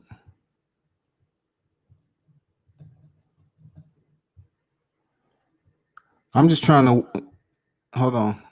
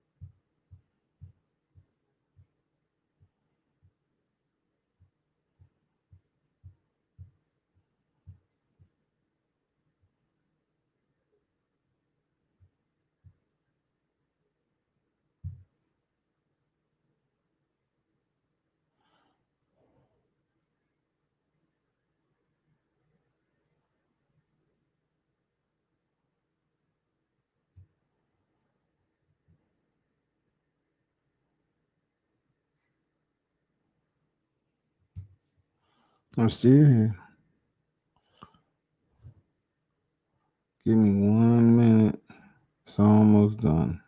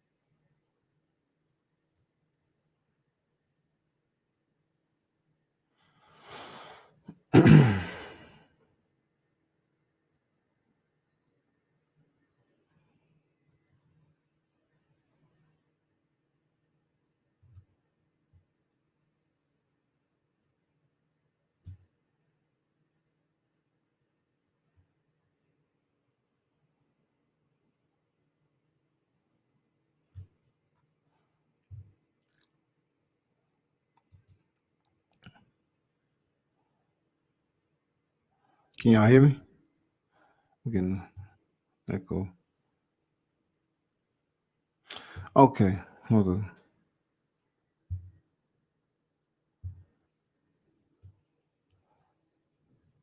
Okay, I'm back. Damn, I had to take care of something right quick. Okay, I'm back. I had to take care of some business, dealing with this boxing stuff.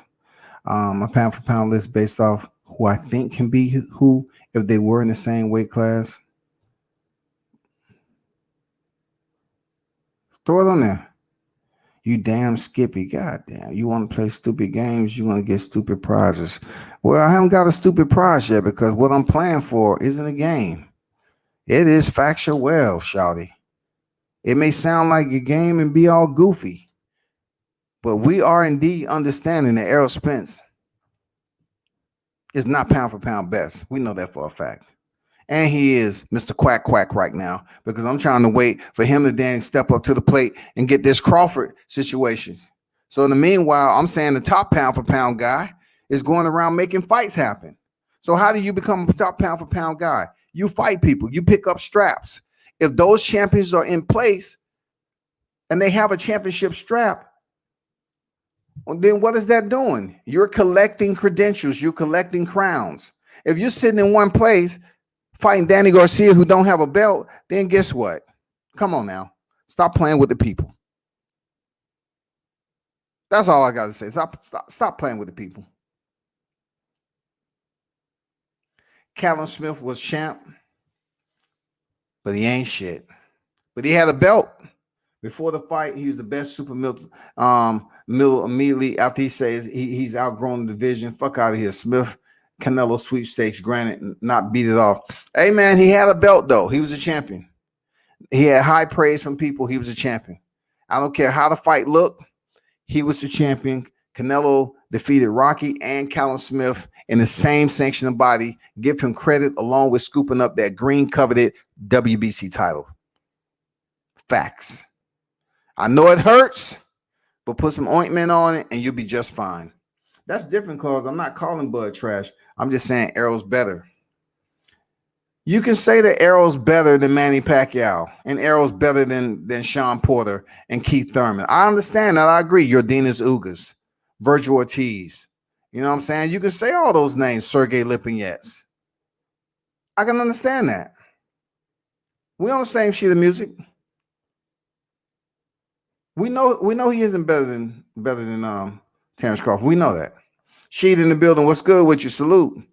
Mitch, who Spence beat? It has nothing to do with caliber fighter. I think Callum Smith is. In order for be on the top pound for pound list, man, I'm just trying to find out what fighter did it for the voting class. Whoever was voting all in favor, which fight did they look on Spence's record? Because the last time I checked, wasn't Spence on the top pound for pound and he was just IBF champion? Who did he beat?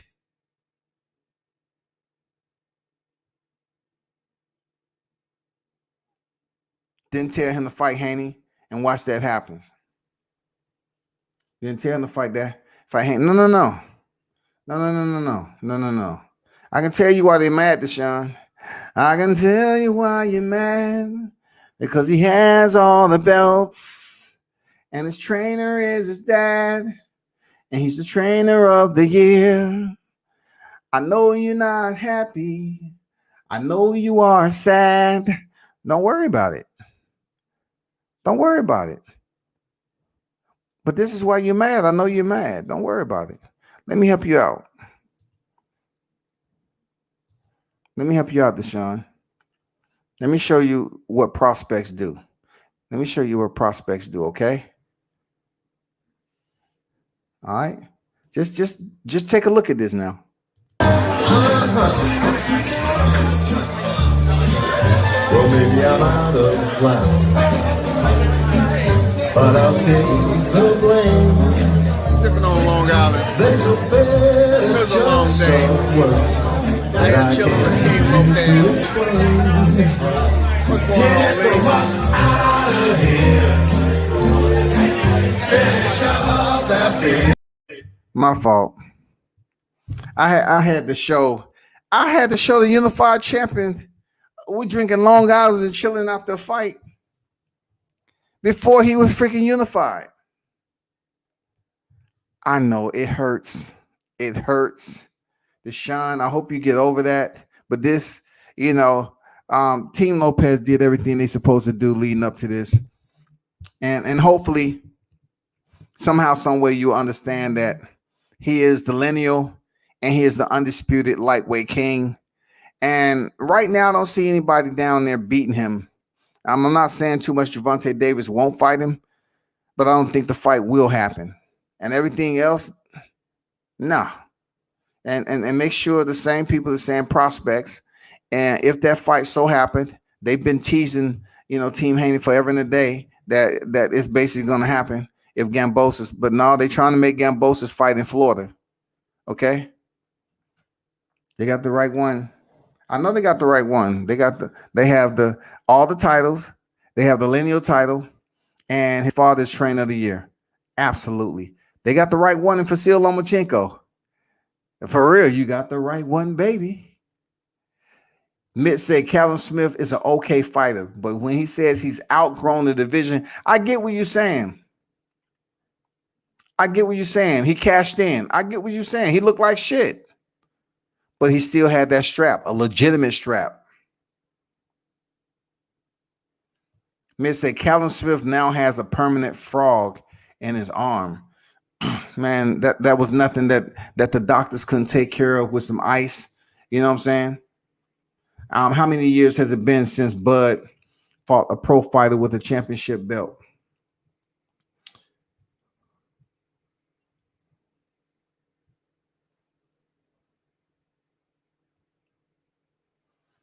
How many years has it been since Bud fought a pro fighter with a championship belt? You being a troll today, you need to go take a nap. So you means what? When I ask the live chat to clarify you need to put the individual's name you're talking about. I mean, no one knows you. You can't be talking about me. I'm not trolling anything. It's my channel. How am I trolling? Are you talking about Asian Math? So if we're talking about how many years has it been since Bud fought a pro fighter? I want to ask how long has it been since Errol Spence fought someone that had an O on their record? Let's holler at that. Let's talk about that right there. Let's pull that shit up. Let's look at it.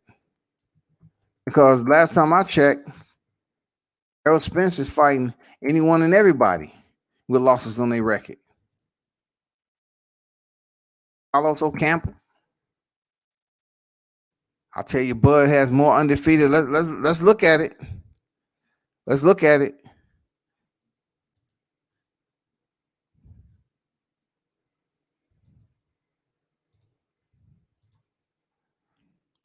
We have to explain to the people because sometimes people tend to ignore what the facts are truly are because they're blinded.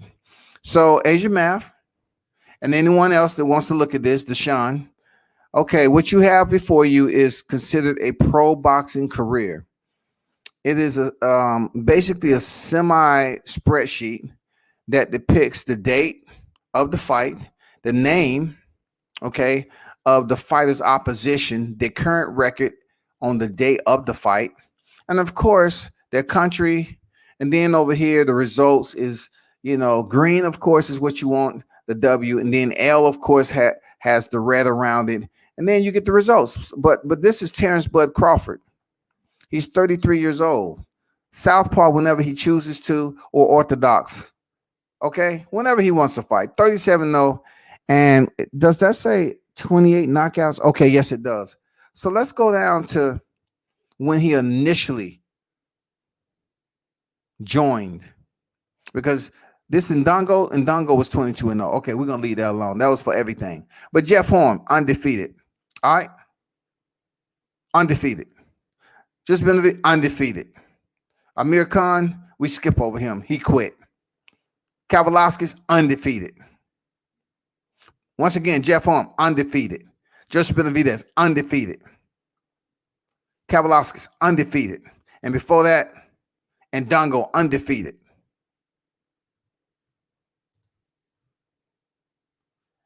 Can you say that about Errol Spence? Because I'm about to pull up his record.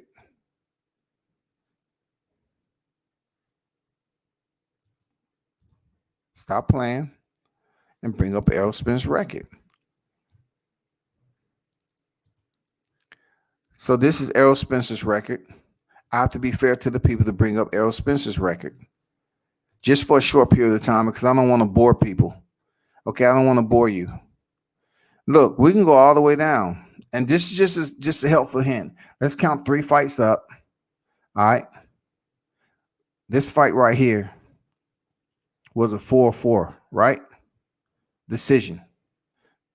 What was it? That was welterweight. Okay, check this out. This is just education right here. His 4th fight in. All these right here, what was it? Super welter. All right, super welter. He came in super welter in his first 3 and dropped down. Okay, now that we established that, let's look at this right here. He's been in the damn division forever and a day. Forever and a freaking day he's been on there. Let me know when you say Philo Greco. Philo. Do you have a poster of him on his wall? He knocked him out in 3 rounds. Oh, you want Chris Van Herten? 8th round stoppage. What are we looking at? The nutritionist, Chris Algieri. I like him though. He's a good dude. I can't front on him like that.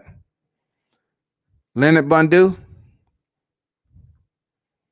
We all remember this. This is the key maker right here. Kell Brook, 2017.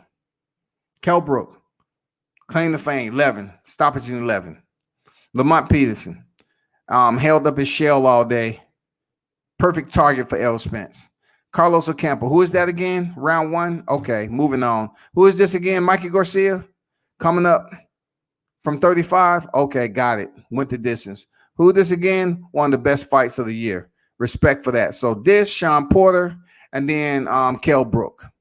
That's it. I can't throw Danny Garcia in there because Danny Garcia has not defeated a welterweight champ yet.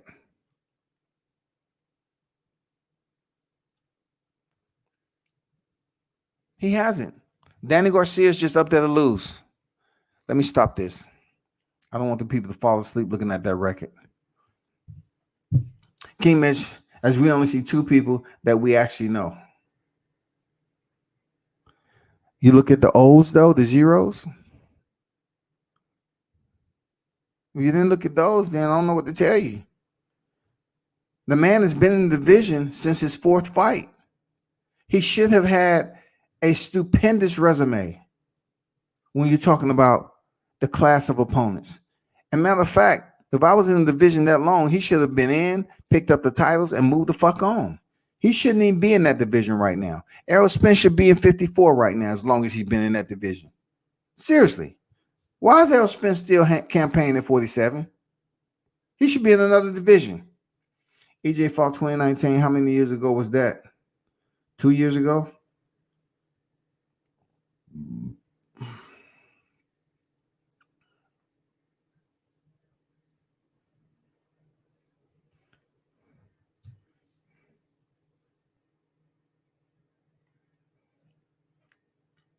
Yeah, Algeria's cool people, man. Yeah, he did. Algeria's cool people. Real talk. But when it comes to some of the best fighters that's out there, he just gets no love. To be honest with you, he don't. Adrian, like I said, nothing at all before the last 6 fights. Almost no undefeated fighters. So man, like I said, I can't. I touched on two particular situations going on. We need to somehow help the fighter come close together. I'm not gonna stay on him too long tonight. It's been 2 hours. Too long talking about Errol freaking man up Spence. Yes, he is indeed becoming the Doug Masters Coalition of the welterweight division.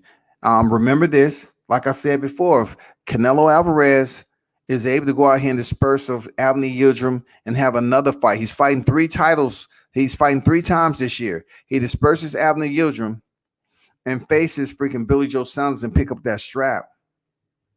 And then by the end of the year, he's facing Caleb Plant. And we still have no Errol Spence, Terrence Crawford. You can understand it's undeniably embarrassing. It would be undeniably embarrassing if that fight is still sitting here because of people being stupid. So, Deshaun, if you're in the local area, please pass some word of encouragement. And hopefully this fight happens. Tell him to stay off the numbers. You know what I'm saying?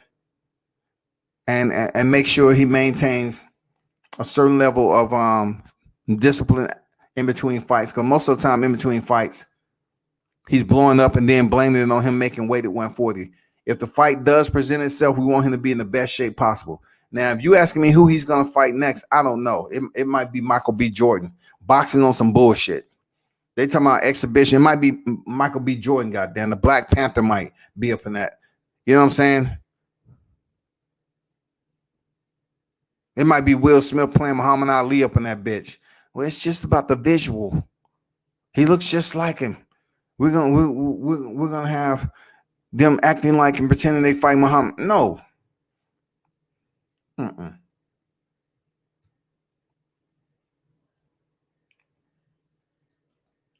Bud took a few O's. I picked Danny Porter and Mikey to be everyone. Crawford has fought at welterweight for sure, though.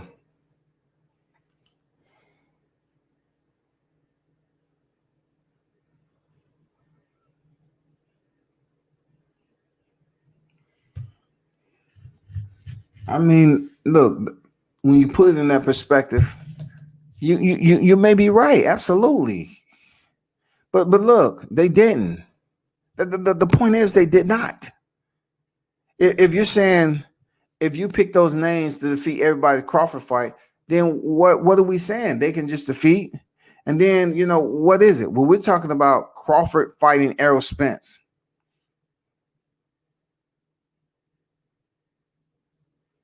They might not have an easy go with Kavalauskas. You might, according to who you stick, Joseph Benavidez in there, Jose Benavidez in there, you don't know what's going to happen. But Porter is legit. Mikey, I don't think he can run the gauntlet like that. Jeff Horn might have gave Mikey a little bit of business. You know what I'm saying? And Jeff Horn, when he was in there with Terrence Crawford, he was a gritty type of individual. He would have stayed down there and met Mikey. He would have gave Mikey the business, man. He was a roughhouser, man, bruiser type dude. I don't want to hear anything will happen. I know he was fucked up after that. All this other shit. I know. I get it. But I'm not too far off what you're saying. Yeah, a lot of those people can potentially do that. But you have to understand, you all are comparing Terrence Crawford's first fights, initial fights, 5 fights in welterweight when Errol Spence has been in the division for the longest of time. Let's take his first fights versus Terrence Crawford first fights. Let's take Terrence Crawford first fights versus Errol first fights. We'll get rid of that right there. First fights of heavyweight. We'll debunk that shit right here. Let's not just take the top. We're talking about the first 5.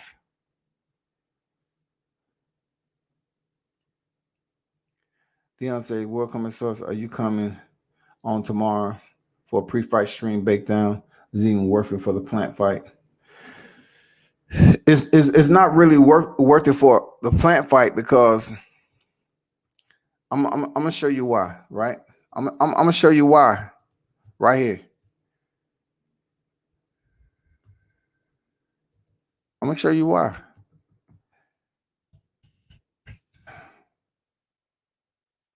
I'm gonna show you something.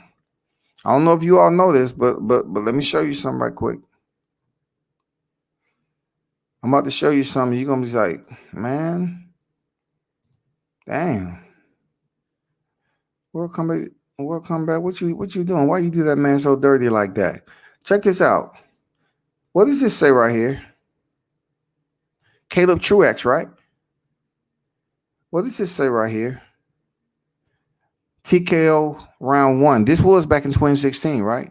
Okay, can people improve? Yes. But check this out. This Anthony Durrell. He only has 2 losses. Anthony Durrell gave Caleb Truex the business. So I say that to say this, to say this, to say that. I don't know what Caleb Truex is going to go through in his fight with Caleb Plant, but he's been stopped in the first round by Anthony Durrell. So who am I to jump up and down and think this cat's going to do something different? When was EJ last stoppage? It's not really important because we're trying to work on when he's going to fight the best competition in the welterweight division. That's the most important to us. Let's stay focused. Let's stay on topic. Sir, seeing what's good. When Spence washes Bud, I want sincere apology and vice versa. And once again, you do dumb things, you get damn stupid ass prizes. And you know goddamn well Spence ain't winning. You know damn well Spence isn't winning. So you ask for an apology. I want something more than that. This is what I want. I want a bucket of Popeye's chicken, dirty rice, red beans and rice, a bucket of biscuits, some of that itis sweet tea they got, and we good. We square. A 15-piece dirty rice, red beans and rice. No matter of fact, forget them biscuits. Put them fries in there. Get them Popeye fries in there, and a jug of tea. Total that up the next time. You know, you can just put that money in the Cash App, okay? And then I'm gonna purchase that shit and come back on live and eat it right in front of you, Deshaun, because you know you stuck to your word. That's what it all means, right there. You stuck to your motherfucking word. You held your square. I appreciate it. And you don't even have to apologize to. The chicken will be just fine.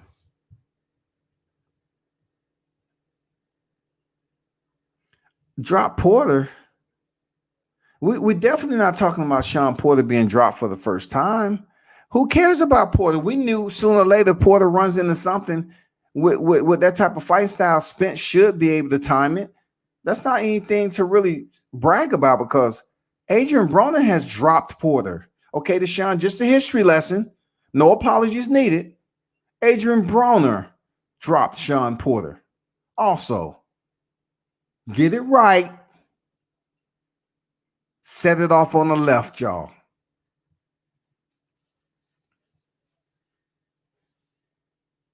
I just asked because I want to jump and holler at you on your platform and talk about it. Oh, okay. Let me goddamn break the dang. Just say that, Dion. Damn. Just say that, shouty. Listen, the link is in there for anybody. Deshaun, Dion, Cleon, and Mason. Any son that's in the building. All you dang Spence fans out there. I need to understand some things. You don't have long. I'm over 2 hours. We don't have long. The link is in the chat. But if Dion has lost, if Dion's left, I understand. I'm gonna go ahead and pull out. Mitch say, tell me something I don't know. Did you like the Kell Brook that fought Crawford? Because he was fresh off of rinse and dry. Oh my God. I ain't gonna lie. See, when I hear shit like that, I have to say, damn, this is the first time I ever heard some shit like that. I done heard a lot of shit in my lifetime. So Mitch said he was fresh off of rinse and dry, y'all. God damn. He was fresh off of rinse and dry. Jesus. What's going on, Asian man? What's up? Salute, King. What's going on, King? How you feel, man? Man, you know I feel 55 sitting on 55 mil. That's what we all should feel. All right. So speaking of that, was that you or an imposter in the live chat that was talking about 500? I thought it was an imposter. I want to leave it as an imposter because if the fight happened near Christmas, that's gonna be a lot of money for me to blow out in the mall. I'm just telling you that, Asian man. Hey, you supposed to have that confidence, but no, it wasn't a troll. And I was hoping that this live stream wasn't a troll. I was hoping this was the true and the honorable world combat sport. And I salute you because we're not going to get on. I'm hearing the echo. Hold on for a second.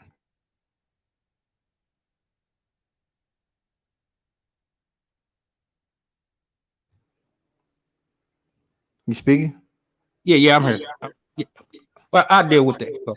But we could get on and we could trade dialogue without it going all crazy and people acting like some of my bitter exes and all that. You know what I'm saying? So that's why, I feel comfortable getting on her.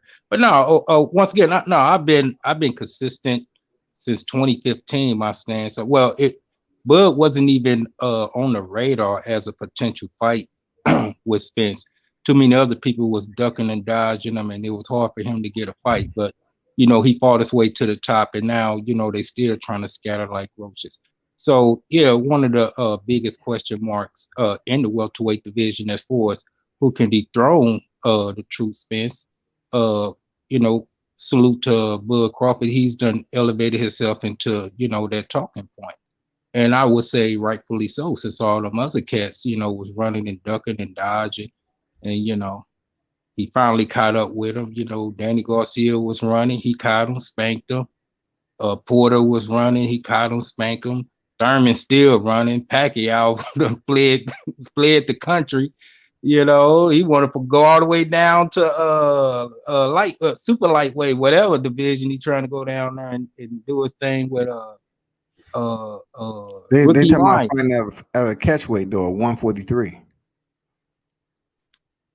I mean, that's going to be what it is. But I mean, you hear the talking points that, well, Mikey Garcia, he was really a lightweight when he came up off Spence. He called Spence out. Spence called his bluff. Oh, you selling wolf tickets? I'll take 10 of those, and I'm gonna give you 12 back. Mm-hmm. One for each round. You're gonna leave with something you didn't come with. These hands.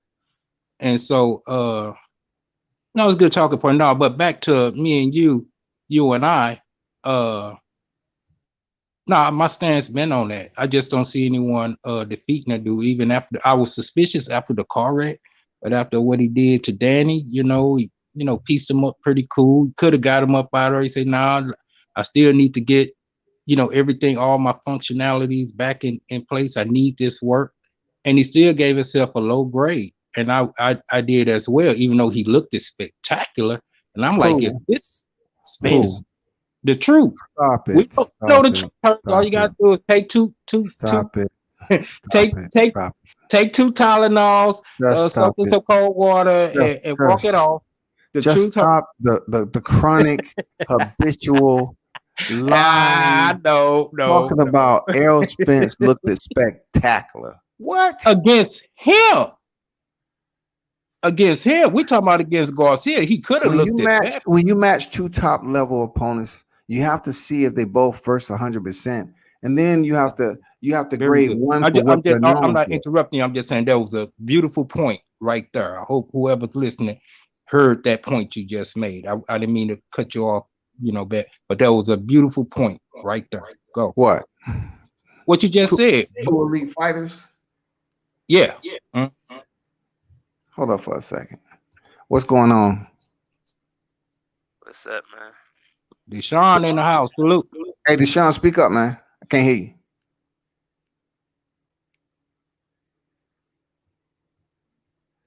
You there? Yeah, I think something wrong with this mic. Hold on.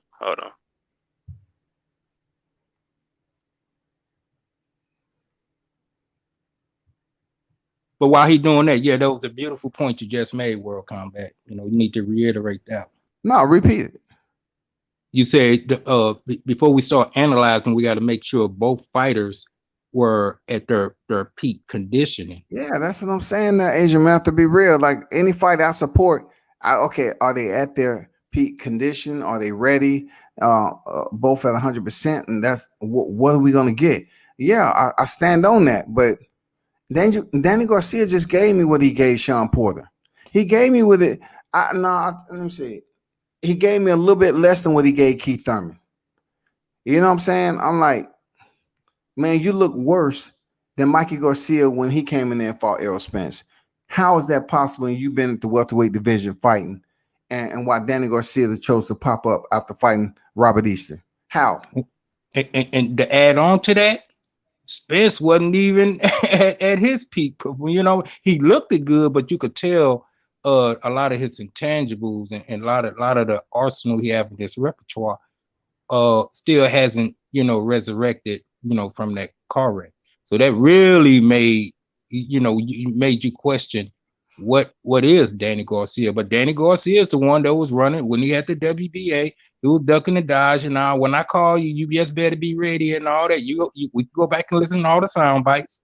So then when he beat you talking about Keith Thurman? Come on, Keith Thurman. No, I'm talking about Danny Garcia. Danny Garcia was one of the duckers as well. I'd name all their names and they could jump on the panel. Danny Garcia, Keith Thurman, Sean Porter, Manny Pacquiao. Y'all out there listening, jump on and you could get this smoke. I ain't got that much time, so y'all hurry up and get on her. Because I do gotta go. I got an appointment. But so when did Danny Garcia have the WBA title again? That was before he did the bout with Keith Thurman. Before Keith Thurman took it. And Earl was trying to get that smoke with him. He didn't want none of it. Then he wanted to jump in the ring after he finally got rid of Porter.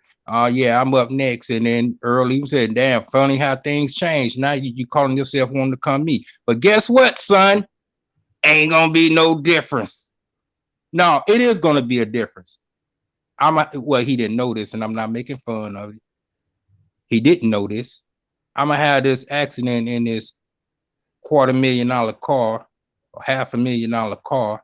I'm gonna be life and death, and I'm gonna come from that. And still, it ain't gonna be no difference.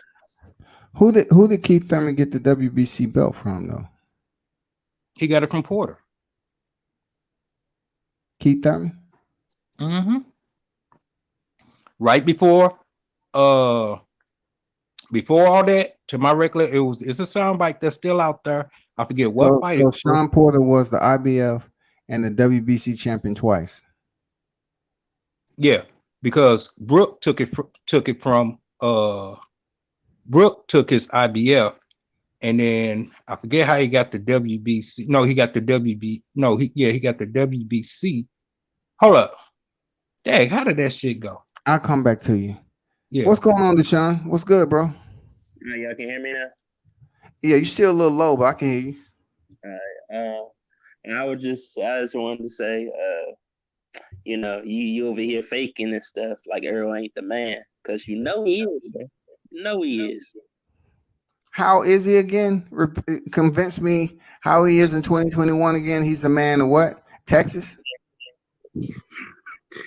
Everybody in America knows who Errol Spence is, man. Texas and America, shouted. That ain't the encompassing the whole entire group of America. It's a lot of people over there in Texas that fuck with Spence. I know because they support him and everything, but he wasn't even born over there, Shouty. I'm just letting you know. Man. He's taking over. He's just trying to get fans in a state where he was born, where he was raised. Not born, raised at. He was born somewhere else. So when it comes down to it, he's gonna stab y'all in the back anyway when it's all said and done. Yeah, he was born in Rhode Island, New York. And I'm a mute. Sure. But how does he beat Bud? How does he beat Bud? Tell me that. The jab. Just the jab. So you trying to say Errol Spence jab is better than Terrence Crawford? Yeah. 100%. Orthodox or Southpaw? Southpaw. Man. Bud liable to fight Errol Spence orthodox just to show that he can.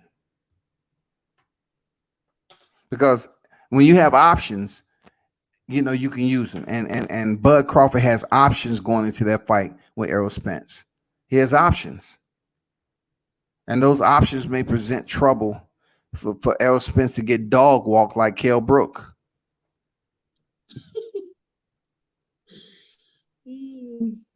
I would agree he got options. One, he could lose by unanimous decision or get KO.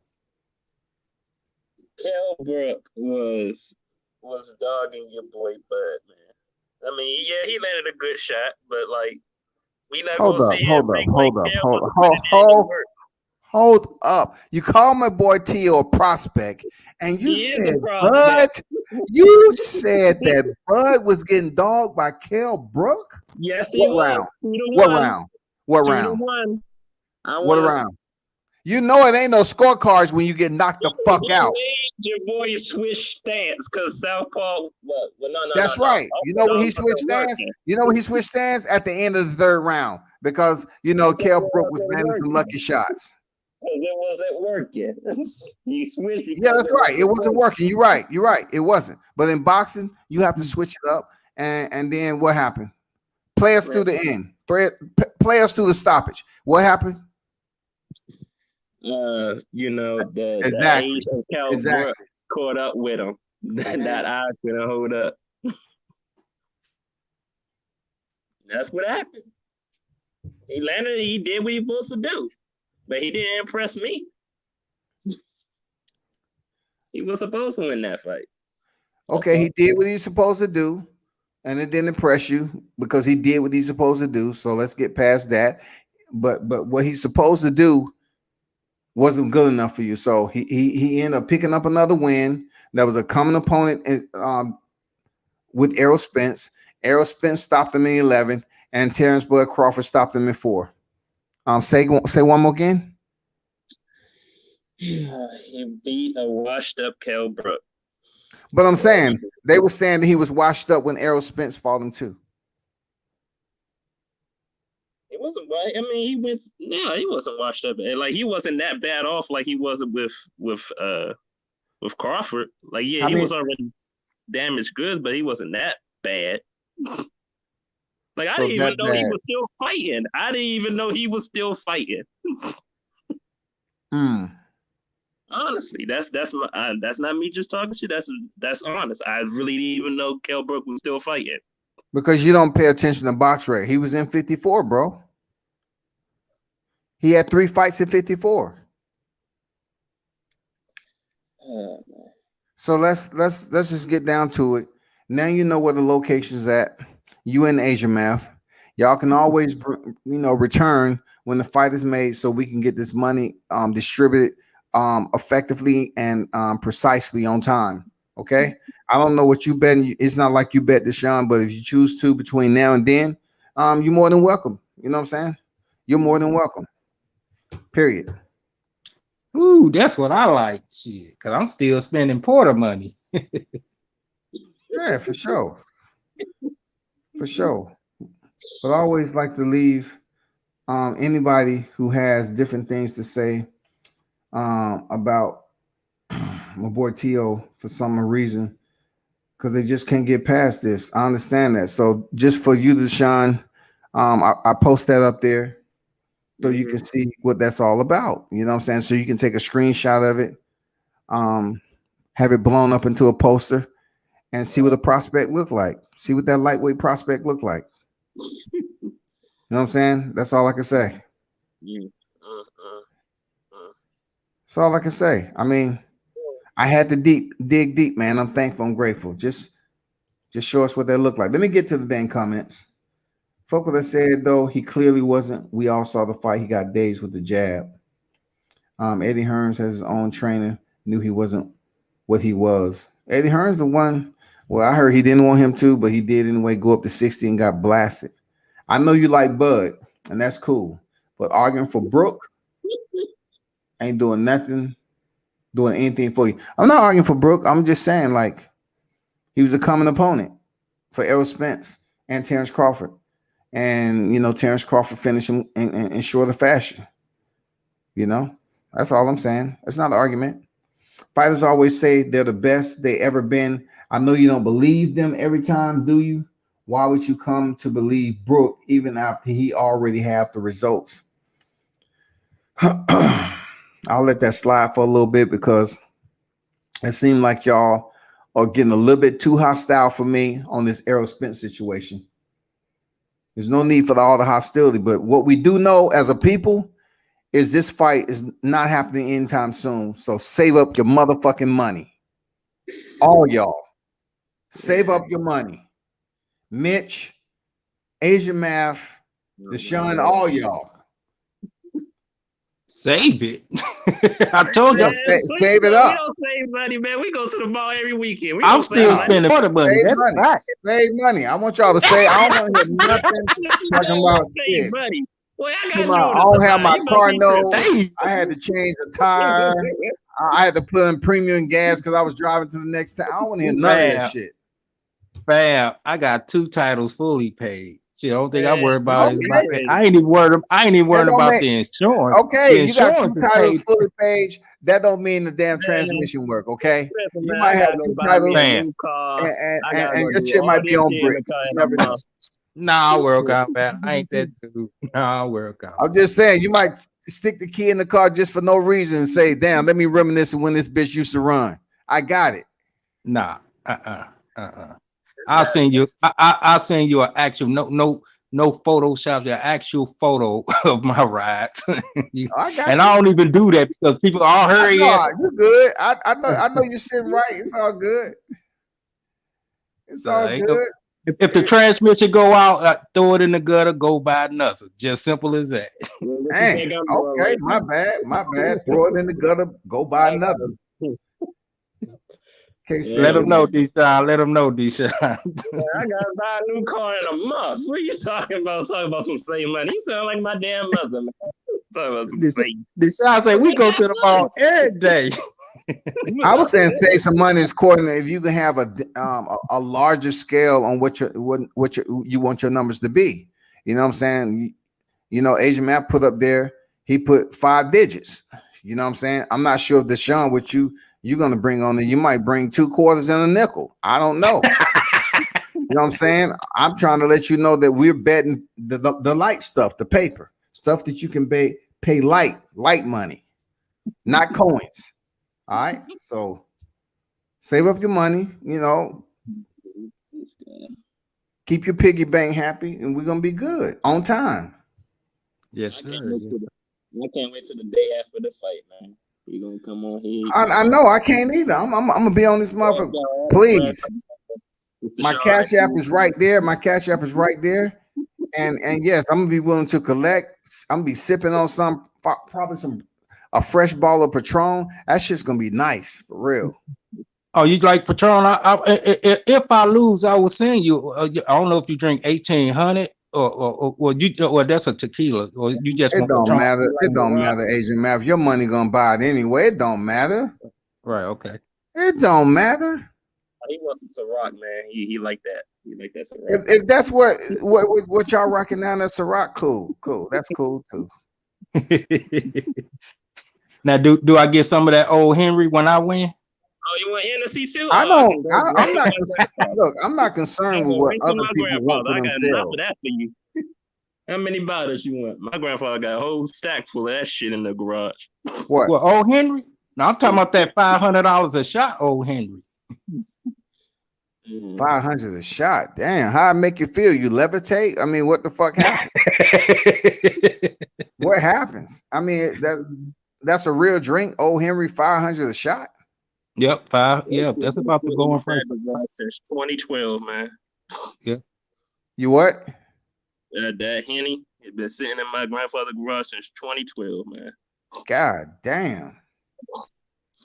You can't drink no more. It's been sitting there. I don't drink Henny. I don't like it. It just don't taste right. Don't taste that good.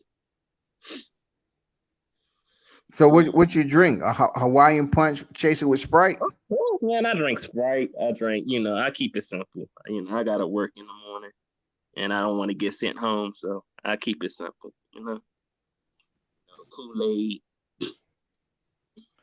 Drinking Sprite and popping a perk will get you just as fucked up, right? I don't pop perk. I don't do them pills, man. I'm just saying. You come in my chat talking about Teofimo or prospect. So I thought you might have been on the downside of a perk or something like that. I'm not sure. No.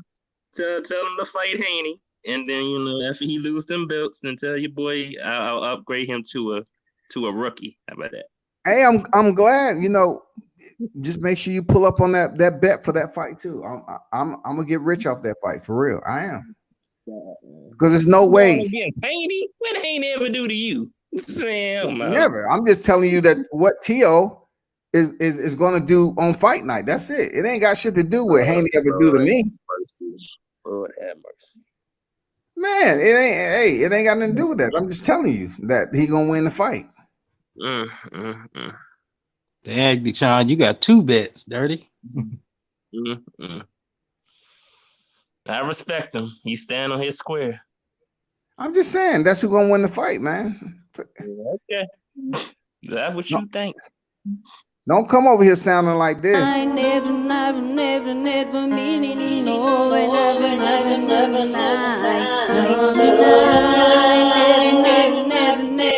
I don't want to hear none of that shit. None of it. Yeah, man. World Combat, slow singing, flower bringing. I'm just telling you, it's gonna be a long night. That man, I'm gonna make so much money. I just can't wait. I hope T.O. something goes down that they make that fight quicker than what we want. Yeah, I'm waiting on it. Let's go. No, that fight I think T.O. is shopping himself around for a bigger payday. I don't think the Haney's could match what he's really wanting. Eddie Hearn, that is. So I'm on record for saying, yeah, I'm all for it if that fight could get made before April. After that, T.O. should be free to do whatever he wants. It don't look like that fight gonna get made by April. So ain't even no sense in what fight? T.O. and Haney. Nah, he's supposed to be fighting Kambosos in Florida. He thinking about fighting Kambosos in Florida. They're trying to get a venue in Florida or Texas. Yep. Right. Long as Fury don't get to face Anthony Joshua, that's all I care about. I mean, they're still in arbitration right now. I still need my third match. I'm sorry. Yeah, I need that third match too, man. Everybody, we need to get out this arbitration, get the trilogy signed off on, and let's go. Fuck what Tyson Fury's talking about. Yeah, that's the hat trick. Because I'm in agreement with both of y'all on that one. I'm like, man, for real. I just knew we were gonna have a trilogy with that. All this crazy shit. I need my money back, goddamn it. I'm still salty. A year later, still salty. I want to see the walkout once again so we can get down to it. Deontay Wilder, the heavyweight king, go get your belt back, Shawty, for real. Yeah. No playing. And they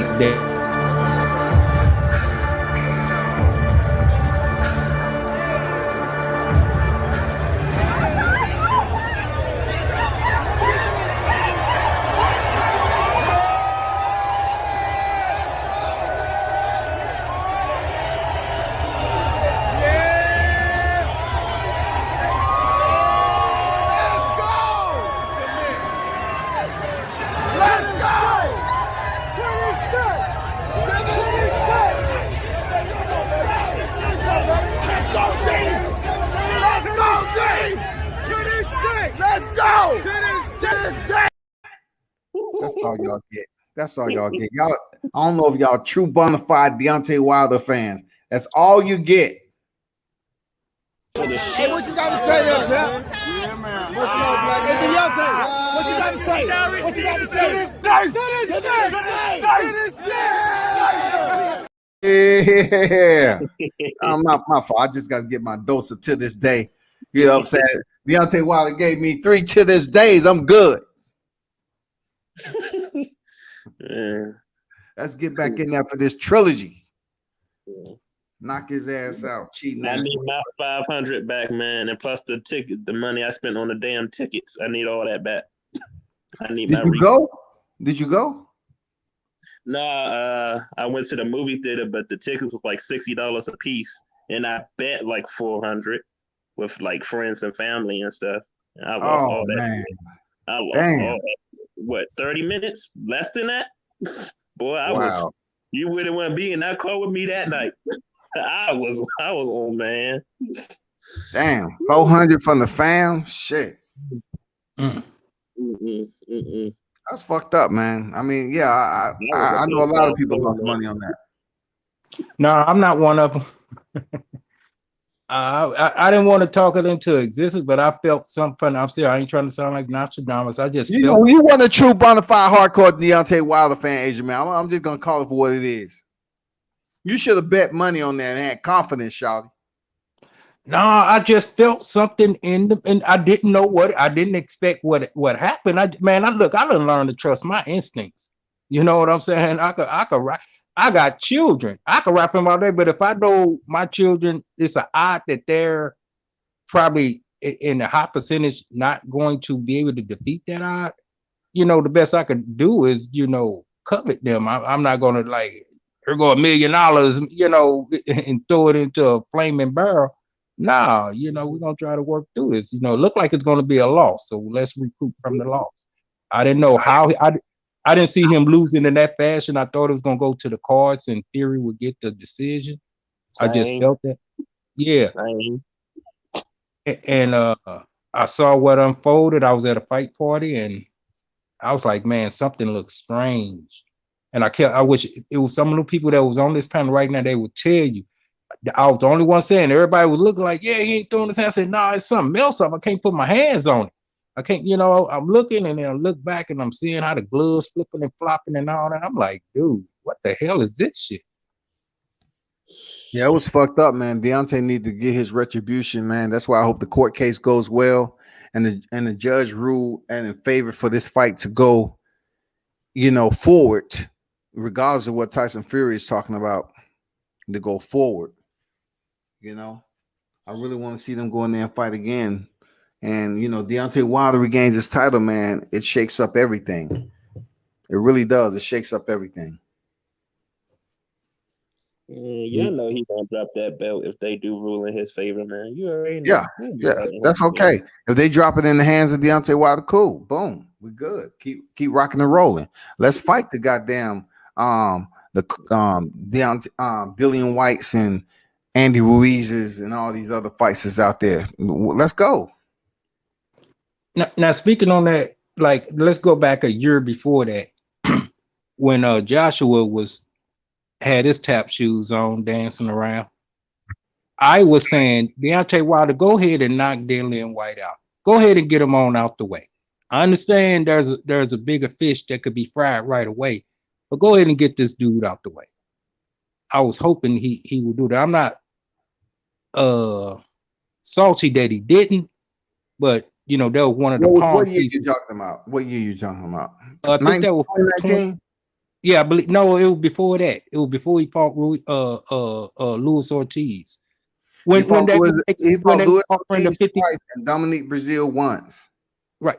I'm talking about this is when they was offering the 50 mil for him to fight Joshua. Okay, that was 2018. That was near the end of 2018. Yeah. Okay. Yeah, right around that time.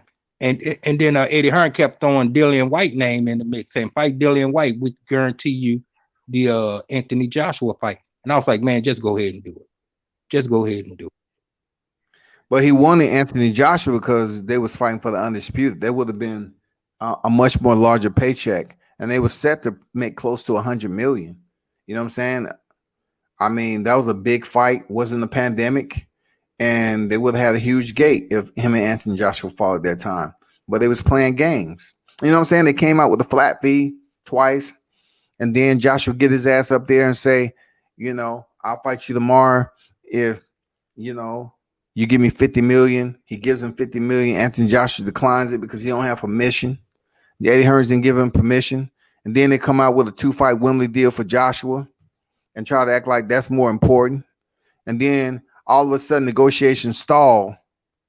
And they say, oh, the WBA sends out a message and say Anthony Joshua needs to fight his WBA mandatory, else he'll be stripped. And that pretty much closed down the negotiation to prepare Anthony Joshua to face Alexander Povetkin September 22, Wembley Stadium, 2018.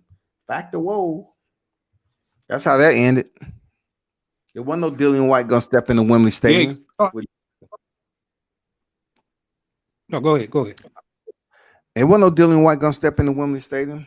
You know, it wasn't no big fight. I mean, Dillian White wasn't going over there to face Deontay Wilder. You know, they was talking the big talk just to deter anything that happened between Deontay Wilder and Anthony Joshua. You know, Eddie Hearns wasn't trying to make that fight happen. He wasn't. He was trying to do anything and everything to sabotage it. Oh, okay, so he was just talking talk. Yeah, he didn't want that fight with Joshua. I remember that. I remember he did an interview right after and he was talking about it or something. Yeah, it was terrible, man. It was terrible. That shit was terrible. I wonder where do you think it would have been in Wembley or you think it would have been in Vegas? Because I was definitely trying to go if it was in Vegas. Man. I thought it was going to be in the O2. What was going to be in the O2? If he did take the Dillian White fight. Deontay Wilder would have fallen in the O2. Who are we talking about? Yeah, I mean, Deontay Wilder. Joshua was, if he was fighting Joshua, where would have been at, like in the UK? It probably would have been in the UK. Deontay didn't have no problem with going over to the UK. Yeah, man. He supposedly went over there and fought Alexander Povetkin before, you know. Mm-hmm. He wasn't you know, scared about going to somebody else's neck of the woods and fighting. He wasn't. That's what I liked about him as a champion. You know, he did some things that showed that he'd go in somebody else's backyard and fight him. He didn't care. The deal that he made that shut everything down was when he presented the $50 million, it was for them to fight that year. The fight had to be done before 2018 was over, and it was going to be in the States with no rematch clause. Okay? Mm-hmm. The fight had to happen that year in United States with no rematch clause. It wasn't going to give him 50 million. It's going to go over there and fight in UK. No. Mm-hmm. But if it was somebody else, it was another fighter like Alexander Povetkin, he was supposed to go over there and fight, but Alexander ended up popping and shit. But he was about to go over there and fight Alexander Povetkin over, you know, over. He was in Russia, I believe. Yep, over in Russia. Well, World Combat, great show. Thanks for having me on your panel. Great I'm about to bounce myself, man. Yeah, I appreciate y'all pulling up each and every time. All y'all that's in the live chat that pulled up, appreciate you. I know it's late in the was early in the AM, to be honest. You know, appreciate Adrian Math jumping in the building. Deshaun, appreciate you pulling up, man. Y'all be sure to pass the word, man. Pull back up next time you see that notification. Appreciate y'all dropping through, man. Yeah, everybody out there listening, like, comment, and subscribe. Show some love, show some support. You know what it is. Appreciate it. I am out triumphant tuning in to World Combat Sports.